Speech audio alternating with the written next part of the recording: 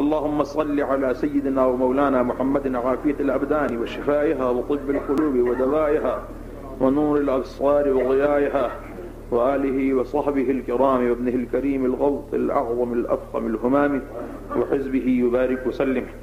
اللہ تبارک و تعالیٰ ان مجالس کا انعقاد اور جو کچھ ان دنوں میں بیان ہو وہ میرے لیے اور آپ سب کے لیے خیر و برکت کا موجب بنائے۔ میرا خیال تھا کہ میں آج سے محرم شریف کی مجالس کا سلسلہ شروع کروں اور حضرت آدم علیہ السلام سے شروع کروں اور یہ بتاؤں کہ اس دنیا میں اللہ تبارک و تعالیٰ نے اپنے بندوں کا امتحان کیا، ان کو طرح طرح کی مصیبتوں میں مبتلا کیا اور ان کو آزمایا۔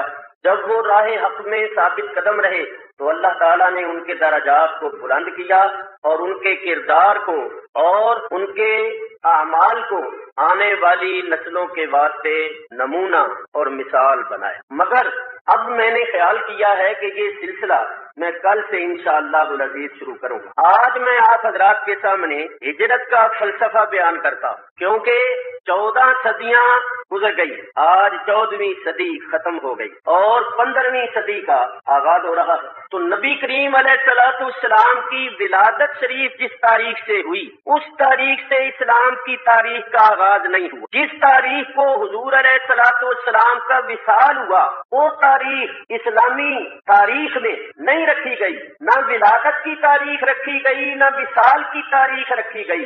یہ ہجرت کی تاریخ جو ہے اس کو رکھا گیا۔ اس میں کیا حکمت ہے اور کیا راز؟ ہجری کو رکھا گیا، سنے ولادت کو، سنے وفات کو نہیں رکھا گیا، سنے ہجرت کو رکھا گیا ہے۔ آپ کہتے ہیں کہ 1399 ہجری، 1300 اتنے ہجری کا سال رکھا گیا ہے اسلام میں۔ اس میں کیا حکمت ہے اور کیا راز ہے؟ ابھی بیٹھے بیٹھے میں نے خیال کیا کہ یہ سلسلہ جو ہے محرم شریف کی مجالس کا وہ تو کل سے شروع کریں گے، آج یہ ہجرت کا فلسفہ آپ کے سامنے بیان کروں۔ دیکھیے، اس فلسفے کو سمجھنے سے پہلے بطور تمہید ایک دو باتیں آپ کی خدمت میں پیش کرتا ہوں۔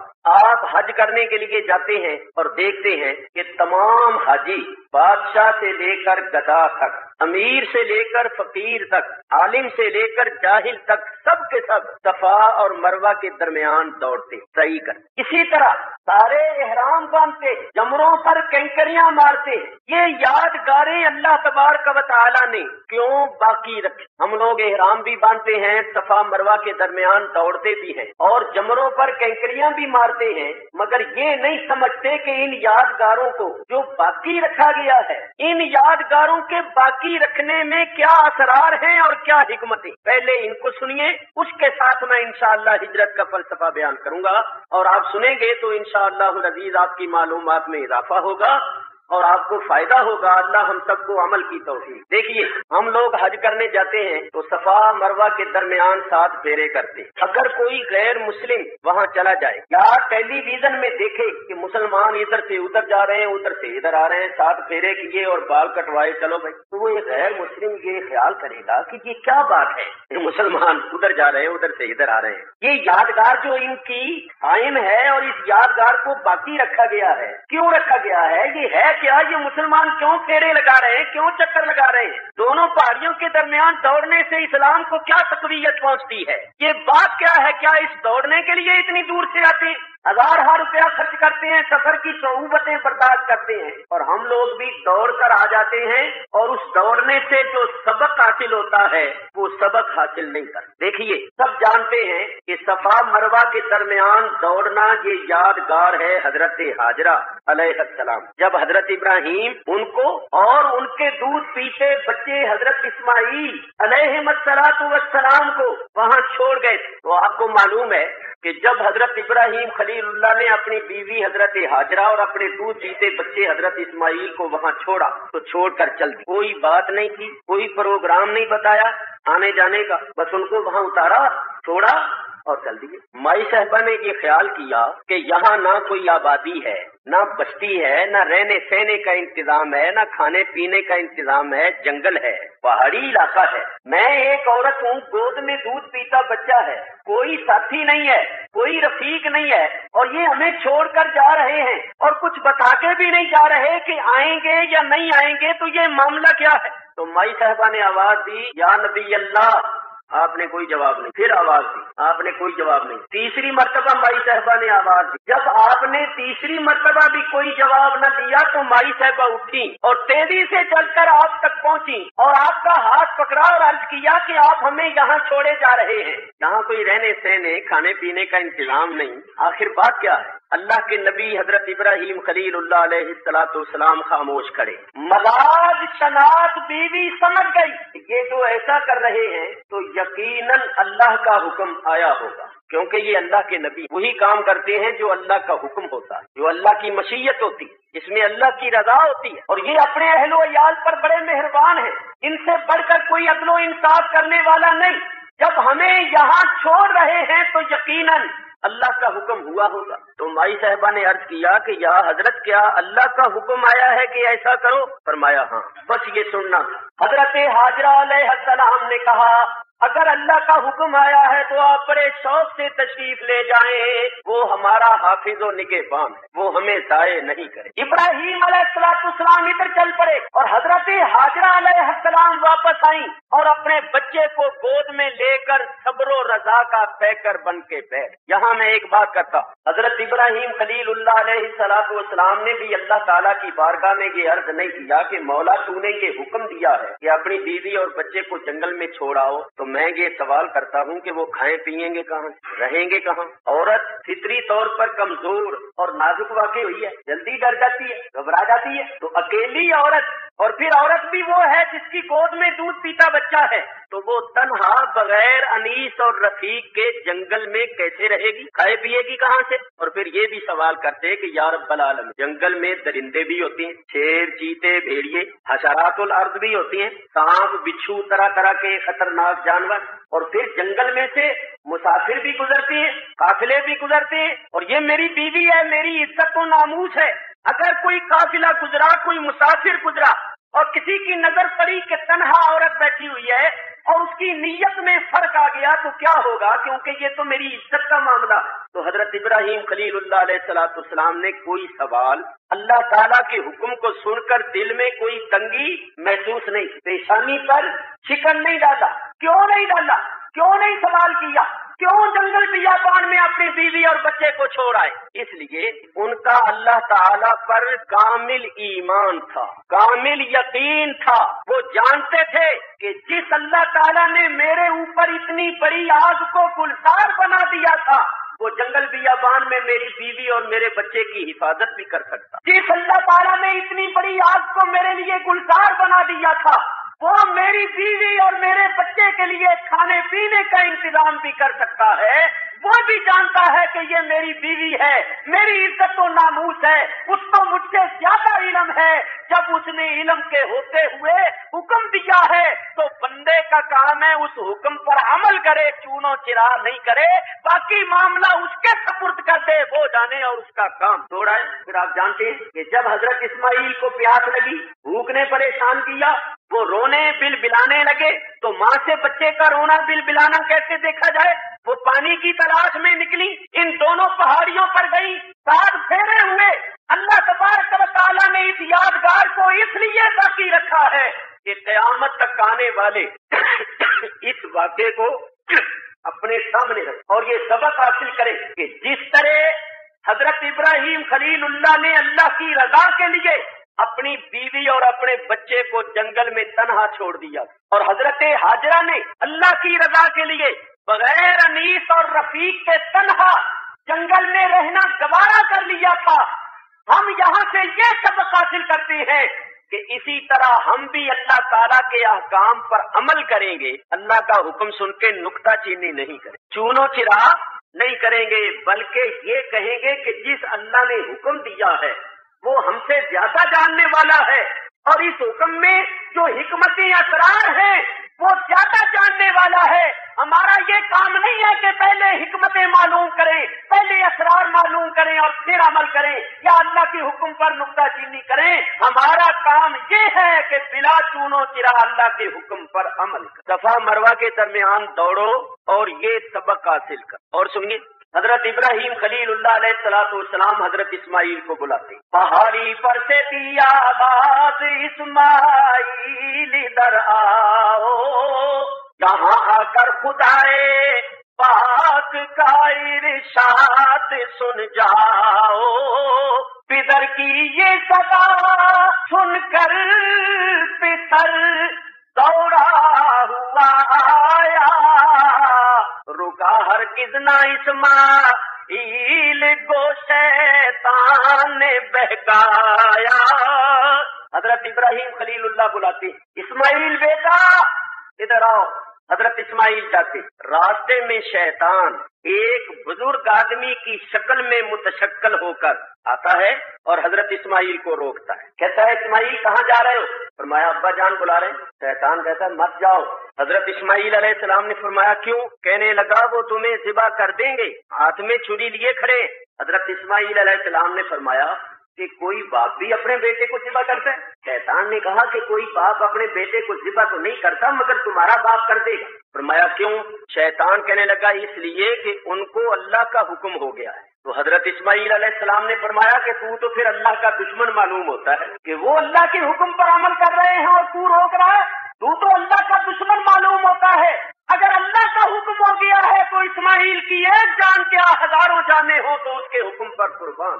ادھر حضرت ابراہیم خلیل اللہ نے دیکھا کہ بے ایمان روک رہا ہے تو آپ نے چند کینکریاں اٹھائیں اور ماری، شیطان بھاگا۔ حضرت اسماعیل علیہ السلام چلے، تھوڑی دور گئے، شیطان نے پھر روکا۔ حضرت ابراہیم علیہ السلام نے پھر کینکریاں ماری، پھر بھاگا۔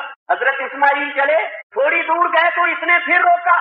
حضرت ابراہیم نے تیسری مرتبہ کینکریاں ماری تو اب بھاگ گیا۔ وہ کینکریاں مارنے کی عادت بھی ایسی پسند آئی، ایسی مقبول ہوئی کو حکم دے دیا حاجیو حج کرنے آؤ، تو جہاں میرے خلیل نے کینکریاں ماری ہیں وہاں تم بھی کینکریاں مارو، جب ایمان اور محبت کے ساتھ میرے خلیل کی نقل کرو گے میں تمہارے گناہ معاف کر دوں۔ دیکھ لو سب کینکریاں مار رہے ہیں، کینکریاں تو مارتے ہیں مگر کینکریاں مارنے کا جو فلسفہ ہے، کینکریاں مارنے سے جو سبق حاصل ہوتا ہے وہ سبق ہم حاصل نہیں کرتے۔ ہمیں یہ دیکھنا چاہیے کہ اس یادگار کو کیوں قائم کیا گیا ہے، کیوں باقی رکھا گیا ہے۔ تو میں مختصر عرض کرتا ہوں، بولو شیطان پہلے بھی تھا یا نہیں تھا؟ اور حضرت ابراہیم علیہ السلام بھی تھے، بعد میں بھی تھا، لیکن اس سے پہلے حضرت ابراہیم نے کینکریاں نہیں ماری، بعد میں بھی نہیں ماری۔ اس وقت کیوں ماری؟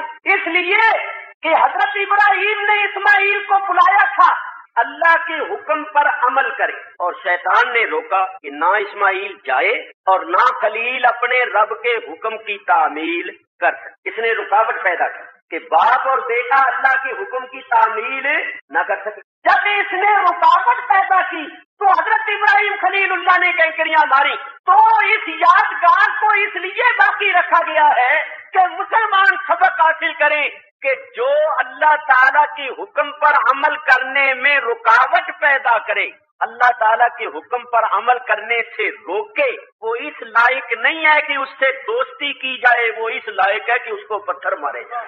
یہ ہے فرق، یہ سبق ملتا ہے۔ تو بولو اس سبق کو کوئی حاصل کرتا ہے؟ پتھر مارتے ہیں اس کو، لیکن دوستیاں ان لوگوں سے رکھتی ہیں جو اللہ اور اللہ کے رسول کے احکام پر عمل کرنے سے روکتے، رکاوٹ کا باعث بن۔ تو یہ کینکریاں مارنے کی یادگار جو باقی رکھی گئی ہے، اس کا فلسفہ یہ ہے کہ مسلمانوں جب کینکریاں مارو تو اس واقعے کو پیش نظر رکھو کہ خلیل اللہ نے کیوں کینکریاں ماری تھی، اس لیے کہ شیطان نے حضرت اسماعیل کو روکا تھا۔ کیوں روکا تھا؟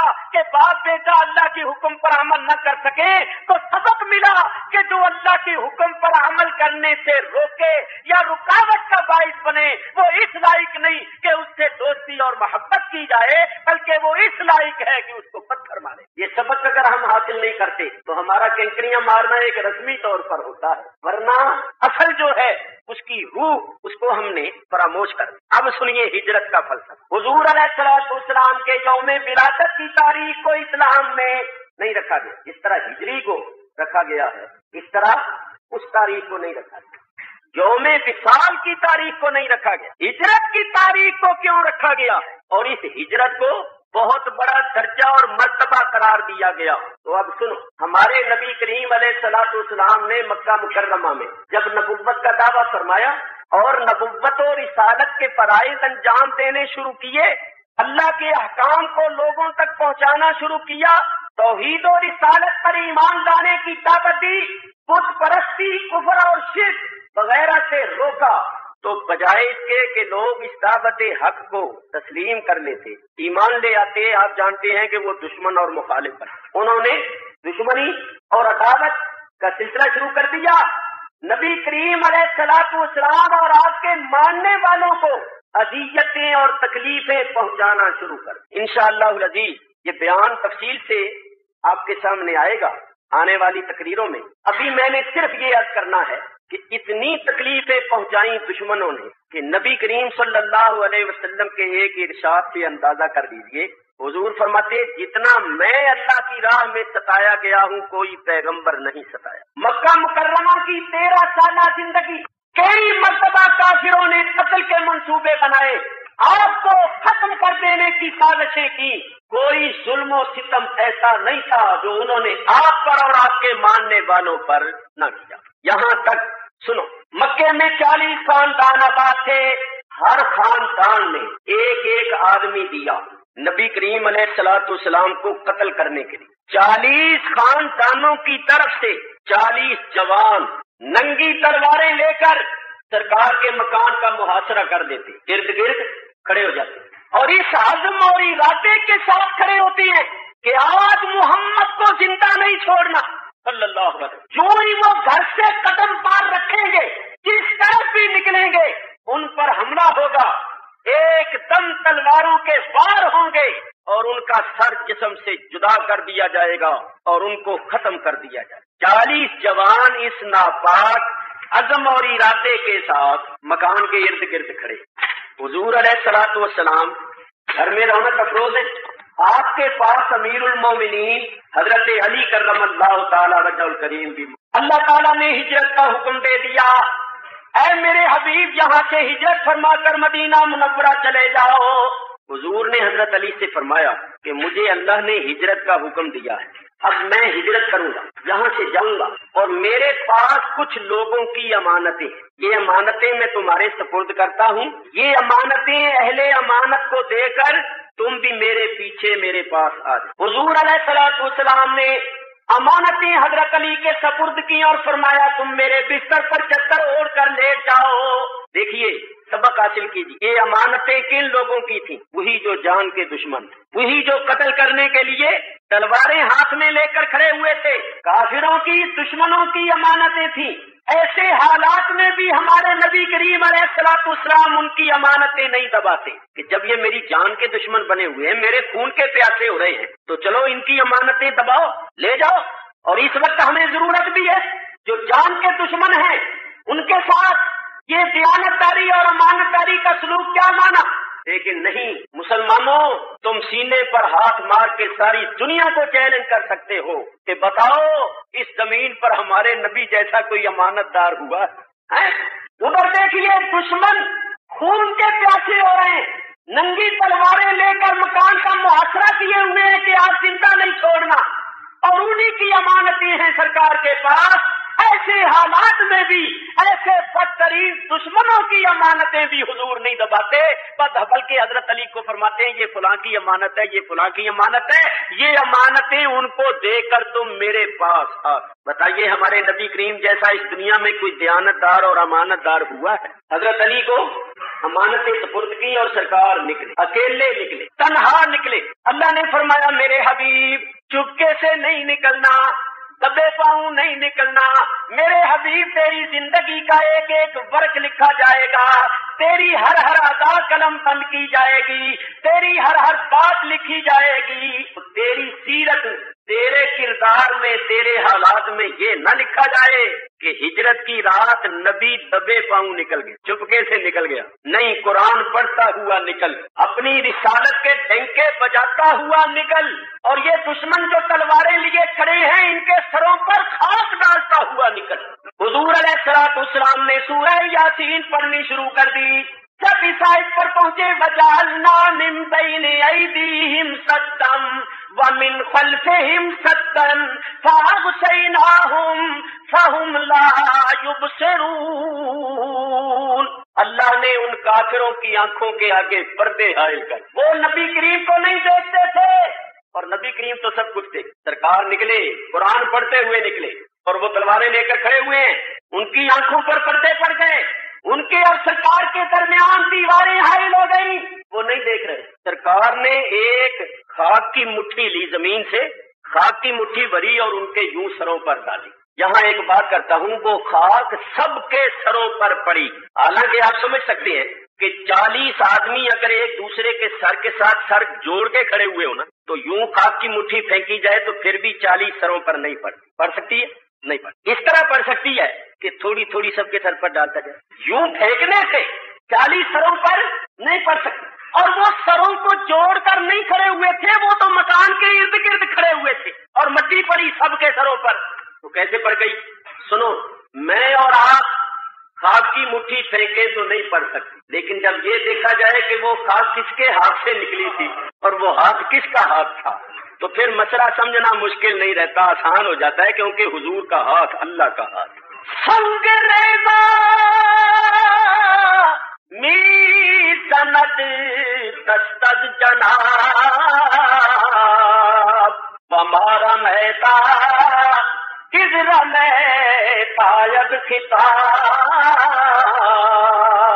اسی طرح ایک جنگ میں حضور نے چند کینکریاں اٹھائیں اور کافروں کو ماری، اللہ نے آیت اتاری، اللہ فرماتا ہے مارا میتا، میرے محبوب یہ کینکریاں تو نے نہیں ماری، کزر میتا جبکہ تو نہیں ماری، یہ بات بڑی قابل ہے، تو نے نہیں ماری، کب؟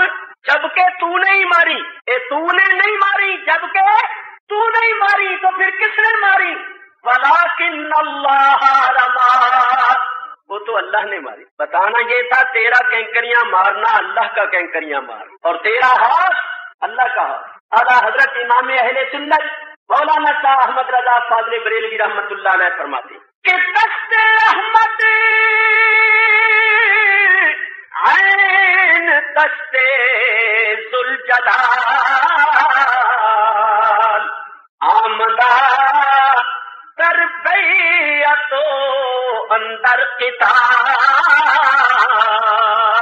چونکہ وقت کے امام ہیں، ساتھ دلیل بھی پیش کر رہے ہیں، بیعت والی آیت پڑھ کے دیکھو، قتال والی آیت پڑھ کے دیکھو، تو حضور کا ہاتھ اللہ کا ہاتھ ہے، اور آپ جانتے ہیں کہ اللہ خود فرماتا ہے، حدیث قدسی ہے، صحیح بخاری میں موجود ہے، اللہ فرماتا ہے جو بندہ میرا محبوب بن جاتا ہے اس کا ہاتھ میں بن جاتا ہوں، ہاتھ اس کا ہوتا ہے، پھر قوت میری کام۔ تو سرکار نے ان کے سروں پر خاک ڈالی اور تشریف لے گئے۔ کہاں تشریف لے گئے؟ سیدنا ابو بکر صدیق رضی اللہ تعالیٰ عنہ کے مکان۔ جب حضرت ابو بکر صدیق رضی اللہ تعالیٰ عنہ کے مکان پر گئے، کیا دیکھا کہ اندر چراغ جل رہا اور صدیق اکبر جاگ رہے۔ ابھی حضور نے ناخنوں سے دروازہ کھٹکھٹایا، ابو بکر صدیق نے دروازہ کھول فرمایا ابو بکر تم جاگ رہے ہو؟ جیسے تمہیں پہلے ہی معلوم ہو کہ میں آ رہا، جیسے تمہیں پہلے ہی میرے آنے کا علم ہو، چراغ جل رہا ہے تم جاگ رہے ہو، یہ کیا بات ہے؟ عرض کیا یا رسول اللہ آج سے کچھ عرصہ پہلے آپ نے برسبیل گفتگو یہ فرمایا تھا کہ ہمیں یہاں سے ہجرت کرنی پڑے گی اور اللہ تعالیٰ کا حکم اچانک آئے گا، اور میری طرف اشارہ کر کے آپ نے فرمایا تھا کہ یہ میرا رفیق سفر ہوگا۔ تو حضور اس دن سے ابو بکر رات کو کبھی سویا نہیں، اس دن سے ابو بکر رات کو کبھی نہیں سویا کہ پتہ نہیں کس وقت حکم ہو جائے، اور سرکار تشریف لائیں اور میں سویا ہوا ہوں، اٹھانے میں، جگانے میں، دروازہ کھولنے میں دیر لگ جائے اور اتنے میں دشمن کسی نقصان کے پہنچانے میں کامیاب ہو جائے، تو آقا اس دن سے ابو بکر رات کو کبھی سویا نہیں۔ حضور علیہ الصلوۃ والسلام نے فرمایا ابو بکر اللہ تعالیٰ نے ہجرت کا حکم دیا ہے اور تم میرے رفیق سفر ہو، چلو۔ دونوں چلے، 2 اونٹ حضرت ابو بکر نے، ایک اونٹ حضور کی خدمت میں پیش کیا، ایک خود رکھا، اونٹ پر سوار ہو گئے، نکلے۔ کافروں نے شہر کی بھی ناکہ بندی کر رکھی، یعنی جو راستے نکلتے تھے ان راستوں پر بھی 2 آدمی بٹھا رکھے کہ اگر اتفاق سے کہیں نکل بھی جائے تو کم از کم اتنا تو پتہ چلے کہ کدھر گیا ہے، پیچھا کرنا، تعاقب کرنا آسان ہوگا۔ تو جس رستے نکلے 2 آدمی بیٹھے، جب انہوں نے 2 سوار آتے ہوئے دیکھے تو وہ ذرا ہوشیار ہو گئے، چوکنے ہو گئے، کھڑے ہو کے کہنے لگے تم کون ہو؟ اب یہ بڑا نازک وقت، بڑا نازک وقت۔ حضرت ابو بکر صدیق رضی اللہ تعالیٰ عنہ نے جلدی سے فرمایا میں ابو بکر بن ابی قحافہ ہوں۔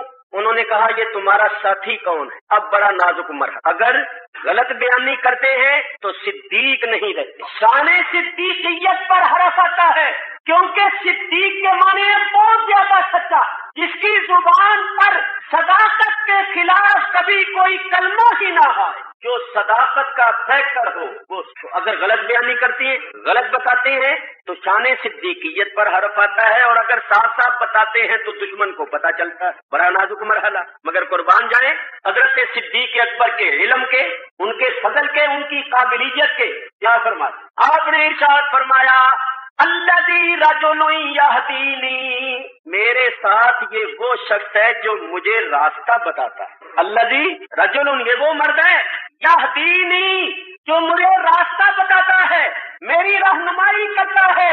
ये मेरा रास्ता बताने वाला मेरा रहनुमा है।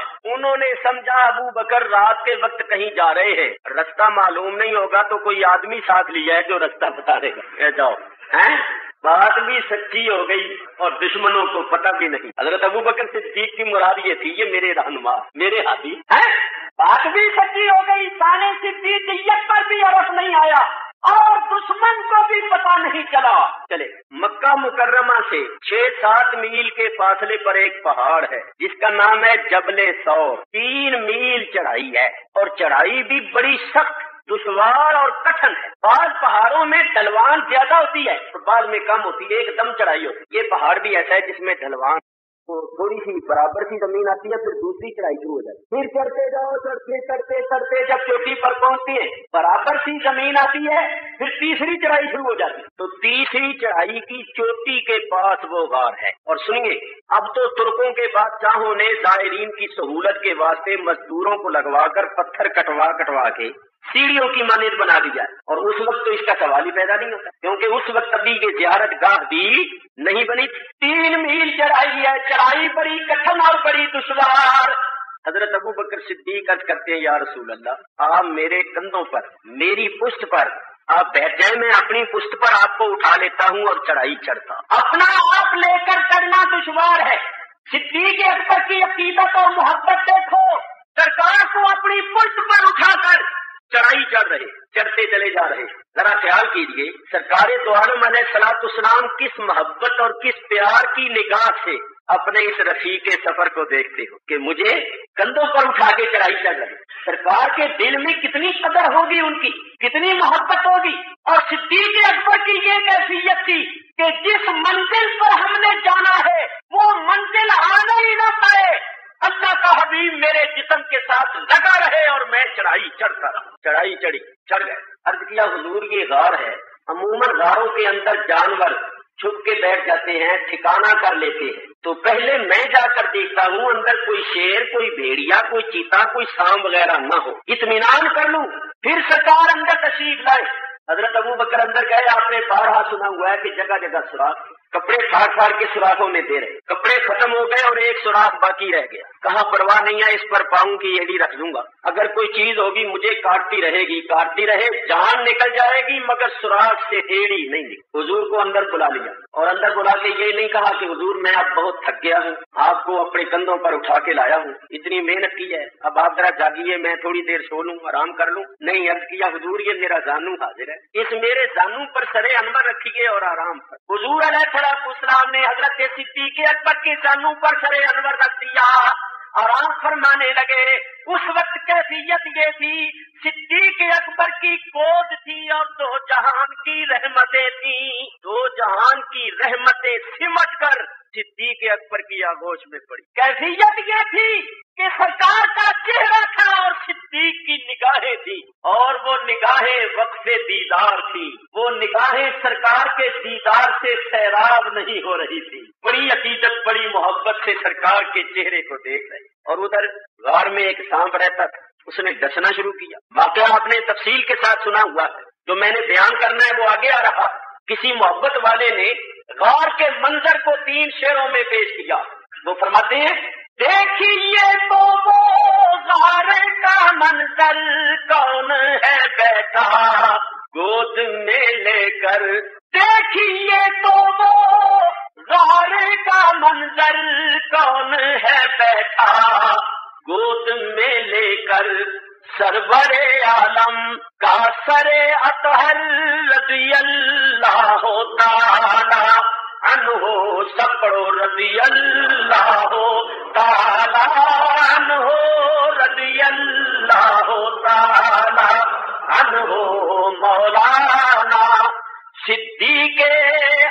بہتر رضی اللہ تعالی نبیوں کے بعد ہیں سب سے بہتر رضی اللہ تعالی ایڑی رکھ دی سانپ کے بل پر زہر کا صدمہ سہ لیا دل پر ایڑی رکھ دی سانپ کے بل پر زہر کا صدمہ سہ لیا دل پر میاں سب کچھ ہے یہ خاطر دل پر رضی اللہ تعالی عنہ مولانا صدیق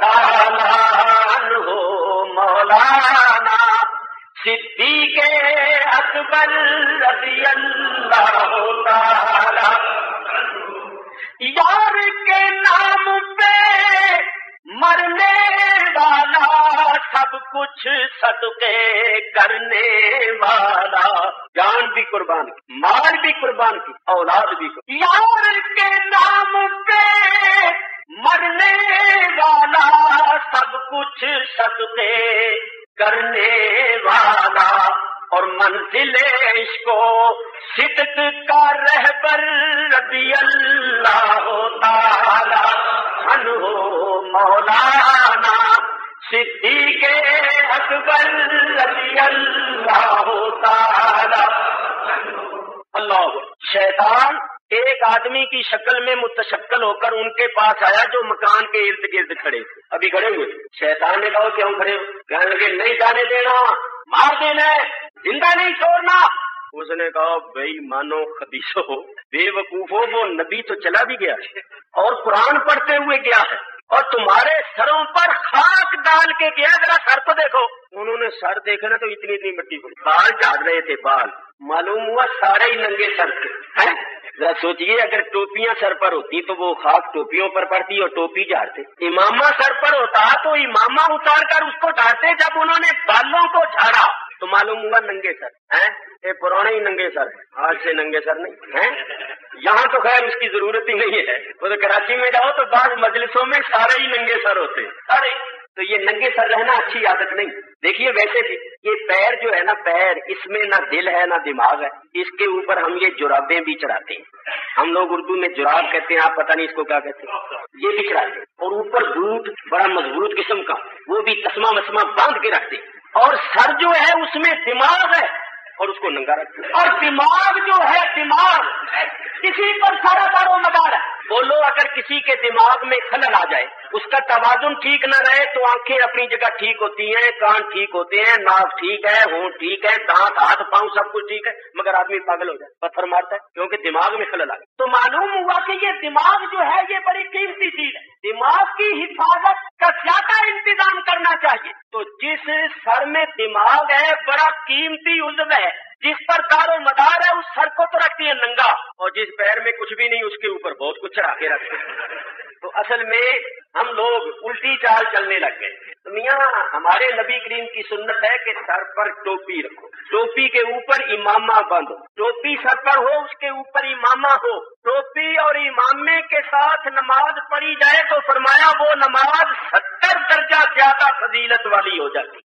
تو آج کل پگڑیاں جو ہے وہ ختم ہو گئی اور ٹوپیاں رہ گئی اور وہ بھی کسی کسی کے سر پر تو ننگے سر نہیں پھرنا خیر جب شیطان نے کہا وہ تو چلا بھی گیا اور تمہارے سروں پر خاص ڈال کے گیا اچھا بڑے خجل بڑے نادم ہوئے اپنے بڑوں کے پاس پہنچے کہ وہ تو چلا بھی گیا انہوں نے کہا اچھا وہ جو شہر کی ناکہ بندی کیے ہوئے تھے ان کو بلائے ان سے پوچھا جس راستے سے حضور گئے تھے اس راستے کے 2 آدمیوں نے کہا کہ رات کو 2 آدمی گئے تھے مگر محمد بن عبداللہ تو ان میں نہیں تھا وہ تو ابو بکر بن ابی قحافہ تھے اور ان کا رہنما تھا پیروں کے نشان دیکھتے ہوئے کھوج لگاتے ہوئے پہاڑی تک پہاڑی کے اوپر چڑھے غار شریف کے بالکل قریب پہنچ گئے غار کے منہ پر کھڑے ہوئے ہیں اللہ تعالیٰ نے ایک مکڑی کو حکم دیا کہ تو جالا تن دے مکڑی نے غار کے منہ پر جالا تن دے ایک کبوتری کو حکم دیا تو انڈے دے دے اس نے جالے میں انڈے دے دی اب یہ غار کا منہ ہے اور یہ کھڑے ہوئے اور اندر نبی کریم علیہ الصلوۃ والسلام اور حضرت ابو بکر رضی اللہ تعالیٰ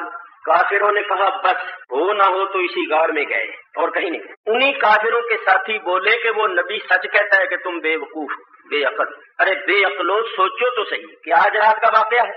اگر اس غار کے اندر گئے ہوتے تو یہ جالا کیسے رہ سکتا اور یہ انڈے کیسے رہ سکتے؟ یہ جو منہ ہے یہ جو رستہ ہے اندر جانے کا اس پر تو سارا جالا بنا ہوا ہے. اگر وہ تازے اس کے اندر گئے ہوتے تو یہ جالا کیسے رہ سکتا؟ وقت ضائع نہ کرو، چلو کہیں اور جگہ جا کے ڈھونڈے. کہیں گے بالکل. وہاں سے بھاگے. جب غار کے منہ پر کھڑے ہوئے تھے تو سیدنا صدیق اکبر نے اشارے سے عرض کیا کہ حضور دشمن تو غار کے منہ پر آ گئے. تو حضرت ابو بکر صدیق کو بڑا غم لاحق ہوا. یہ غم ان کو اپنی جان کا نہیں تھا، یہ حضور کا محبوب کا غم تھا. جس وقت حضرت ابو بکر صدیق نے کہا حضور دشمن تو آ گئے غار کے منہ پر، تو حضور نے فرمایا ابو بکر فکر نہ کر، غم نہ کھا، اللہ ہمارے ساتھ. اللہ تبارک و تعالیٰ اس واقعے کو قرآن میں بیان فرماتا ہے. اللہ فرماتا ہے ثانی یثنین اذ ہما فی الغار، دو میں کا دوسرا جبکہ وہ دونوں غار میں تھے. اتنے حصے میں بولو اللہ تعالیٰ نے حضرت ابو بکر صدیق کو کیا فرمایا؟ ثانی. کیا فرمایا بولو؟ ثانی. اور ثانی کس کو کہتے ہیں؟ دوسرے کو. اول، ثانی، ثالث. تو ثانی کے معنی کیا ہے؟ دوسرا. تو اللہ تعالیٰ صدیق اکبر کو دوسرا فرما رہا. اول نبی کریم اور دوسرے نمبر پر صدیق اکبر. جب اللہ ثانی فرما رہا ہے تو وہ ثانی کیوں نہ ہوتے؟ جو لوگ یہ کہتے ہیں کہ حضرت علی خلیفہ بلا فصل ہیں، حضور کے بعد حضرت علی کو خلافت ملنی چاہیے تھی، وہ غلط کہتے ہیں کیونکہ اللہ تعالیٰ نے صدیق اکبر کو ثانی فرمایا ہے تو وہ ثانی ہی رہیں گے قیامت تک. ان کو کوئی ثانیت سے ہٹا. پہلا نمبر حضور کا اور دوسرا ان کا. تو جب ان کا دوسرا نمبر ہے تو ہمارا جو عقیدہ ہے کہ حضور کے بعد ساری امت میں افضل حضرت ابو بکر صدیق ہے وہ بھی اس سے ثابت ہوگی. اللہ فرماتا ہے ثانی یثنین اذ ہما فی الغار، دو میں سے دوسرا جب وہ دونوں غار میں تھے. اذ یقول لصاحبہ، جب وہ نبی اپنے صاحب سے فرما رہا. اللہ تعالیٰ نے صدیق اکبر کو نبی کریم کا صاحب فرمایا. قرآن سے ثابت ہوا کہ صدیق اکبر نبی کریم کے صاحب. بولو نبی کریم کے صاحب. اور لفظ صاحب جو ہے یہ ہے صحبت سے. تو نبی کریم کا صحابی رسول ہونا تو قرآن سے ثابت ہے. جو ان کی صحابیت کا منکر ہے وہ قرآن کا منکر ہے. اور لفظ صاحب جو ہے یہ عزت کا لفظ. یہی لفظ اللہ نے اپنے حبیب کی شان میں فرمایا. اللہ تعالیٰ ارشاد فرماتا ہے وَالنَّجْمِ إِذَا هَوَىٰ مَا ضَلَّ صَاحِبُكُمْ وَمَا غَوَىٰ. بولو اس آیت میں اللہ نے صاحب کس کو فرمایا؟ نبی کریم. ما ضل صاحبکم، تمہارا صاحب کبھی نہیں بھولا، کبھی نہیں بھٹکا، کبھی نہیں گمراہ ہوا. تو اللہ تعالیٰ نے نبی کریم کو صاحب فرمایا. نبی کریم ہمارے صاحب ہیں، صدیق اکبر نبی کریم کے صاحب ہیں. اذ یقول لصاحبہ، اللہ فرماتا ہے جب وہ نبی اپنے صاحب سے فرما رہا تھا کیا؟ لا تحزن، او میرے یار تو غم نہ کھا، او میرے پیارے تو فکر نہ کر. اگرچہ کافر غار کے منہ پر آ گئے ہیں مگر میرے دوست تو غم نہ کھا. ان اللہ معنا، بے شک اللہ ہمارے ساتھ. یہ نہیں کہا میرے ساتھ ہے تیرے ساتھ نہیں، مانا ہم دونوں کے ساتھ. معلوم ہوا جیسی اللہ کی معیت سرکار دو عالم کو حاصل ہے ویسی معیت صدیق اکبر کو. کافر چلے گئے. یہ جو غار میں صدیق اکبر نے قربانی دی، جان قربان کی، پتہ ہے یہ کتنی بڑی نیکی تھی. میں نہیں کہتا، رسول اللہ صلی اللہ علیہ وسلم سے سن. ام المومنین حضرت عائشہ صدیقہ رضی اللہ تعالیٰ عنہا فرماتی ہے تاروں بھری رات تھی، آسمان پر تارے جگمگ جگمگ کر رہے تھے. میں نے ستاروں کو دیکھا تو عرض کیا اللہ کے حبیب میرے آقا، میں 1000 جان سے تجھ پر نثار ہو جاؤں. تو بتائیے جتنے آسمان پر تارے ہیں کسی شخص کی اتنی نیکیاں بھی ہیں؟ حضور فرماتے ہیں عائشہ حضرت عمر کی نیکیاں. حضور نے کیا فرمایا؟ حضرت عمر کی نیکیاں ستاروں کے برابر ہیں. نہیں تو چاہیے تھا. حضور فرماتے عائشہ تو نے کیسا سوال کیا؟ میں کوئی تارے گنتا رہتا ہوں، مجھے کیا پتا تارے کتنے، اور میں کوئی لوگوں کی نیکیاں دیکھتا لکھتا رہتا ہوں، اللہ ہی جانے. حضور فرماتے ہیں عائشہ جتنے آسمان پر تارے ہیں اتنی نیکیاں عمر فاروق کی ہے. حضرت عائشہ فرماتی ہیں مجھے یہ خیال تھا کہ حضور میرے باپ کا نام لیں گے کہ اے عائشہ تیرے باپ ابو بکر کی نیکیاں اتنی ہیں. جب حضور نے حضرت عمر کا نام لیا تو فرماتی ہے میں خاموش ہو گئی اور تھوڑی دیر کے بعد عرض کیا حضور پھر میرے باپ کی کتنی نیکیاں ہیں, میرے باپ ابو بکر صدیق کی کتنی نیکیاں. تو حضور نے فرمایا ہے عائشہ جتنے آسمان پر تارے ہیں اتنی نیکیاں عمر فاروق کی ہے اور تیرے باپ کی وہ ایک نیکی غار ثور والی ایک طرف اور حضرت عمر کی ساری نیکیاں ایک طرف. تیرے باپ کی وہ ایک نیکی جو ہے نا غار ثور والی وہ ایک نیکی ایک طرف اور حضرت عمر کی ساری نیکیاں ایک طرف. حضور ہجرت فرما کر مدینہ منورہ پہنچے. ہجرت کا سال, اس ہجرت کی تاریخ کو اسلام میں سن قرار دے دیا. کیوں؟ اس لیے کہ مسلمان یہ سبق حاصل کریں کہ ہمارے نبی کریم نے اور نبی کریم کے اصحاب نے ہجرت کیوں کی تھی, وطن کیوں چھوڑا. کافروں نے بے پناہ مظالم کیے, لرزا دینے والی تکلیفیں اور اذیتیں پہنچائیں, مگر مسلمانوں نے راہ حق سے قدم پیچھے نہیں ہٹایا, کسی کمزوری کا مظاہرہ نہیں کیا, راہ حق میں آنے والی ہر تکلیف کو برداشت اور اپنے عمل سے ثابت کر دیا کہ مسلمان جائیداد چھوڑ سکتا ہے, مکان چھوڑ سکتا ہے, دکان چھوڑ سکتا ہے, زمینیں چھوڑ سکتا ہے, اپنی آنکھوں کے سامنے اولاد کو دشمن کے تیروں کا نشانہ بنتے ہوئے دیکھ سکتا ہے, یہاں تک کہ اپنی جان دے سکتا ہے, لیکن ایمان نہیں. ہجرت سے یہ سبق ملتا ہے کہ ہمارے نبی پاک نے اور آپ کے اصحاب نے وطن چھوڑ دی, گھر بار چھوڑ دیے, جائیدادیں چھوڑ دی, مگر ایمان نہیں. کافروں کے سامنے کسی کمزوری کا مظاہرہ نہیں کیا, باطل کے سامنے سر نہیں جھکایا. ہجرت کو اس لیے اسلامی تاریخ میں سال قرار دیا گیا کہ قیامت تک پیدا ہونے والے مسلمان یہ سبق حاصل کریں کہ اسلام میں ہجرت ہے. مسلمان وطن چھوڑ دیتا ہے, مال چھوڑ دیتا ہے, گھر چھوڑ دیتا ہے اور دکان سامان سب کچھ چھوڑ دیتا ہے, مگر اپنا ایمان نہیں. یہ سبق ملتا ہے اس ہجرت سے. تو نبی کریم علیہ السلام نے ہجرت فرمائی. ہجرت کرنا سنت ہے. کب؟ جبکہ کافر آزادی کے ساتھ اللہ کا نام نہ لے لے. جب کسی ملک میں آپ آزادی کے ساتھ اللہ کا نام نہ لے سکے, اللہ کی عبادت نہ کر سکے, اپنے دین کے احکام پر عمل نہ کر سکے, تو اس ملک میں رہنا جائز نہیں ہے. وہاں سے ہجرت کرنا واجب اور ضروری ہو جاتا ہے. قیامت کے دن بعض لوگ کہیں گے یا اللہ ہم ایسے ملک میں رہتے تھے وہاں آزادی کے ساتھ ہم یہ کام نہیں کر سکتے تھے, تو اللہ فرمائے گا کیا اللہ کی زمین وسیع نہیں تھی کہ تم ہجرت کر جاؤ؟ الم تکن ارض اللہ واسعۃ, کیا اللہ کی زمین وسیع نہ تھی تو حاضر ہو کہ تم ہجرت کر جاتے.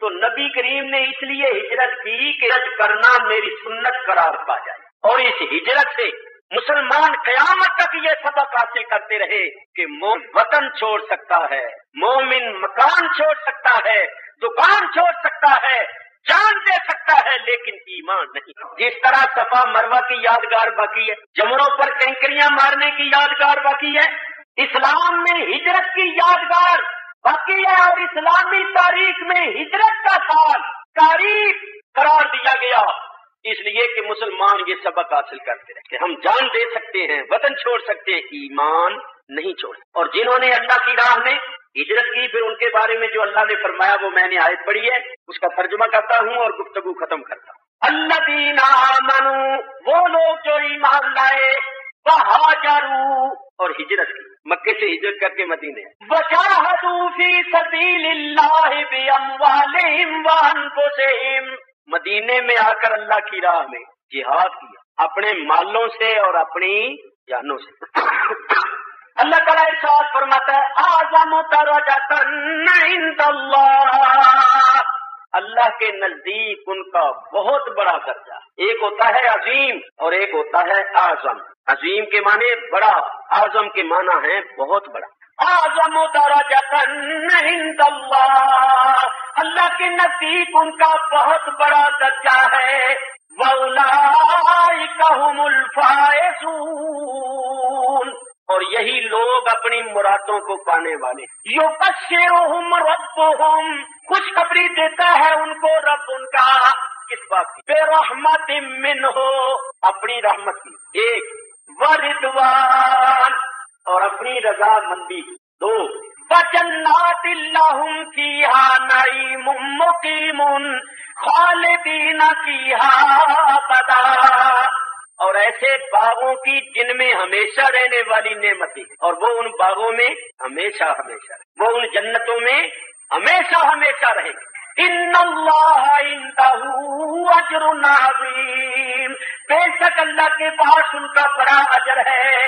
دیکھو انہوں نے کام بھی 3 کیے تھے، اللہ نے خوشخبریاں بھی 3 دی۔ انہوں نے 3 کام کون سے کیے تھے؟ الذین آمنوا، ایک تو ایمان لائے، وہاجروا، دوسرا کام ہجرت کی تھی، وجاہدوا فی سبیل اللہ باموالہم وانفسہم، تیسرا کام اللہ کی راہ میں جان مال سے جہاد کیا۔ تو اللہ نے بشارتیں بھی 3، یبشرہم ربہم برحمت منہ ورضوان وجنات لہم فیہا نعیم مقیم۔ تو یوں سمجھو کہ اللہ نے فرمایا ایمان والو تم ایمان لائے ہو، ایمان کے بدلے میں میری رحمت، تم نے میری راہ میں گھر بار چھوڑے، اس کے بدلے میں جنت ہے، جنت کے محلات ہیں، تم نے میری رضا کے لیے جان مال کی بازی لگا دی، تو میں نے دنیا میں تمہیں اپنی رضا کا سرٹیفکیٹ عطا فرما دیا، اپنی رضا کا پروانہ عطا فرما دیا۔ تو جو ایمان لائے، ثابت قدم رہے، راہ حق میں وطن چھوڑ دیا اور اللہ کی راہ میں اس کی رضا کے لیے جان مال کی بازی لگا دی، اللہ تعالیٰ نے ان کو یہ بشارتیں اور خوشخبریاں عطا فرمائی۔ ان الفاظ پر گفتگو ختم کر رہا ہوں۔ وآخر دعوانا الحمد للہ رب العالمین۔ گزشتہ رات بھی میں نے آپ حضرات کے سامنے یہی 3 آیتیں تلاوت کی۔ ان 3 آیتوں کا لفظی ترجمہ میں نے آپ حضرات کے سامنے پیش کیا تھا اور یہ بتایا تھا اللہ تبارک و تعالی اپنے بندوں کا امتحان کرتا ہے، یہ اس کی سنت ہے، یہ اس کا طریقہ ہے، اور یہ تو آپ جانتے ہیں کہ ہر ایک کا امتحان اس کی حیثیت اور اس کی قابلیت کے مطابق ہوتا ہے۔ انبیاء کرام علیہم الصلاۃ والسلام صلاحیت میں، قابلیت میں، صبر و استقلال میں، تمام اوصاف حمیدہ میں سب سے بڑھ کر ہوتے ہیں، کا امتحان بھی سب سے زیادہ سخت۔ پھر اتنا کوئی زیادہ ان سے قرب رکھتا ہے، اتنا کوئی ان کا زیادہ مقرب ہوتا ہے، اتنا ہی اس کا امتحان بھی سخت ہوتا ہے۔ اللہ تبارک و تعالی اپنے بندوں کا امتحان کرتا ہے۔ حکمت بھی بتائی تھی کہ اس میں حکمت یہ ہے کہ جب اس کے بندے راہ حق میں ثابت قدم رہتے ہیں،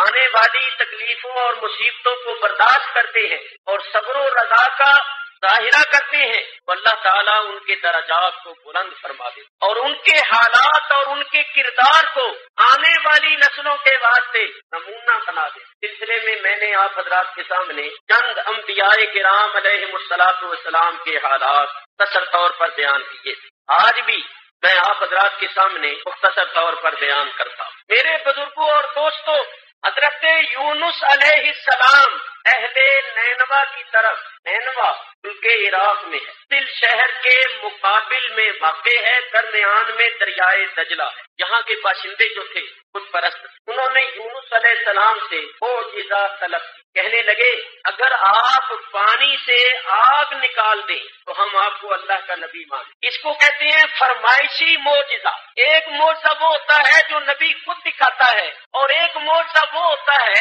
کہ قوم اس کا مطالبہ کرتی ہے کہ ہم جو چاہتے ہیں وہ کر کے دکھائیے۔ تو انہوں نے کہا کہ ہمارا مطالبہ یہ ہے، ہم یہ چاہتے ہیں کہ یہ پانی جو ہے، پانی، اس پانی میں سے آگ نکالے، ہمارے دیکھتے دیکھتے پانی میں سے آگ کے شعلے بلند ہو، تو ہم آپ کو اللہ کا نبی مانیں۔ حضرت یونس علیہ السلام نے اللہ کی بارگاہ میں دعا کی دعا سے اللہ تعالیٰ نے پانی میں سے آگ کے شعلے بلند، یعنی ان کا فرمائشی معجزہ ان کو دکھا دیا گیا۔ قوم فرمائشی معجزہ دیکھ کر بھی ایمان نہیں لائی بلکہ انکار کر دیا۔ اور یہ اصول یاد رکھو کہ جو قوم اپنے نبی سے فرمائشی معجزہ طلب کرے اور ان کا فرمائشی معجزہ ان کو دکھا دیا جائے اور پھر بھی وہ ایمان نہ لائیں تو پھر ان پر عذاب ضرور آتا ہے۔ یہاں سے آپ سمجھ لیجئے کہ مکے کے کافروں نے ہمارے نبی کریم علیہ الصلوۃ والسلام سے بہت سے فرمائشی معجزے طلب کی اور آپ نے نہیں دکھائے۔ کیوں نہیں دکھائے؟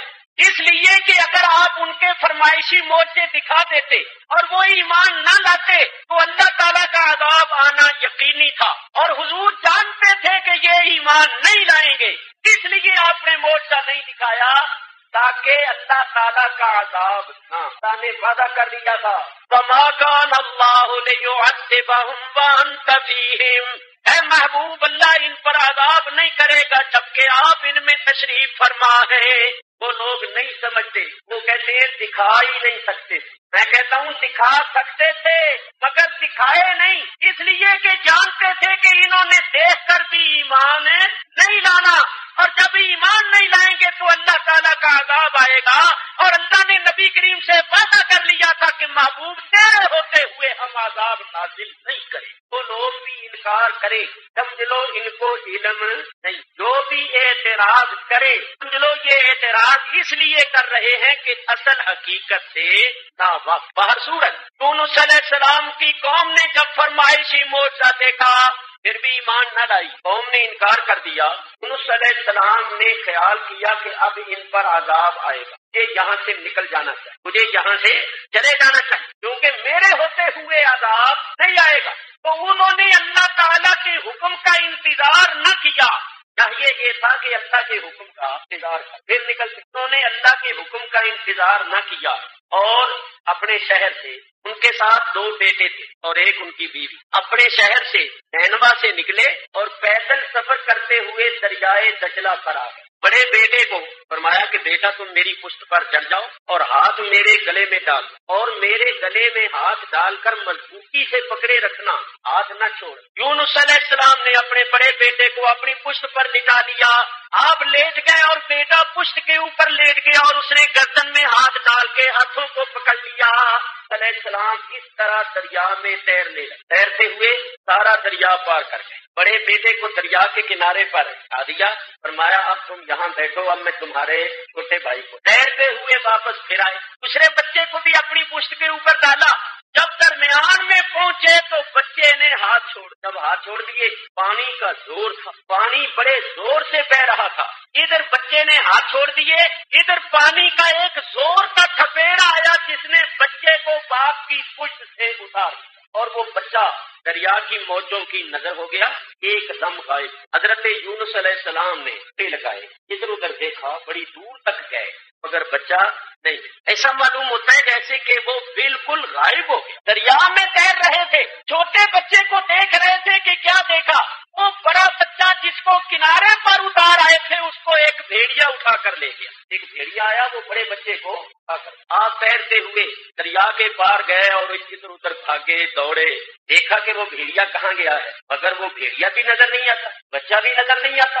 ایسا معلوم ہوتا ہے جیسے زمین میں غائب ہو گیا۔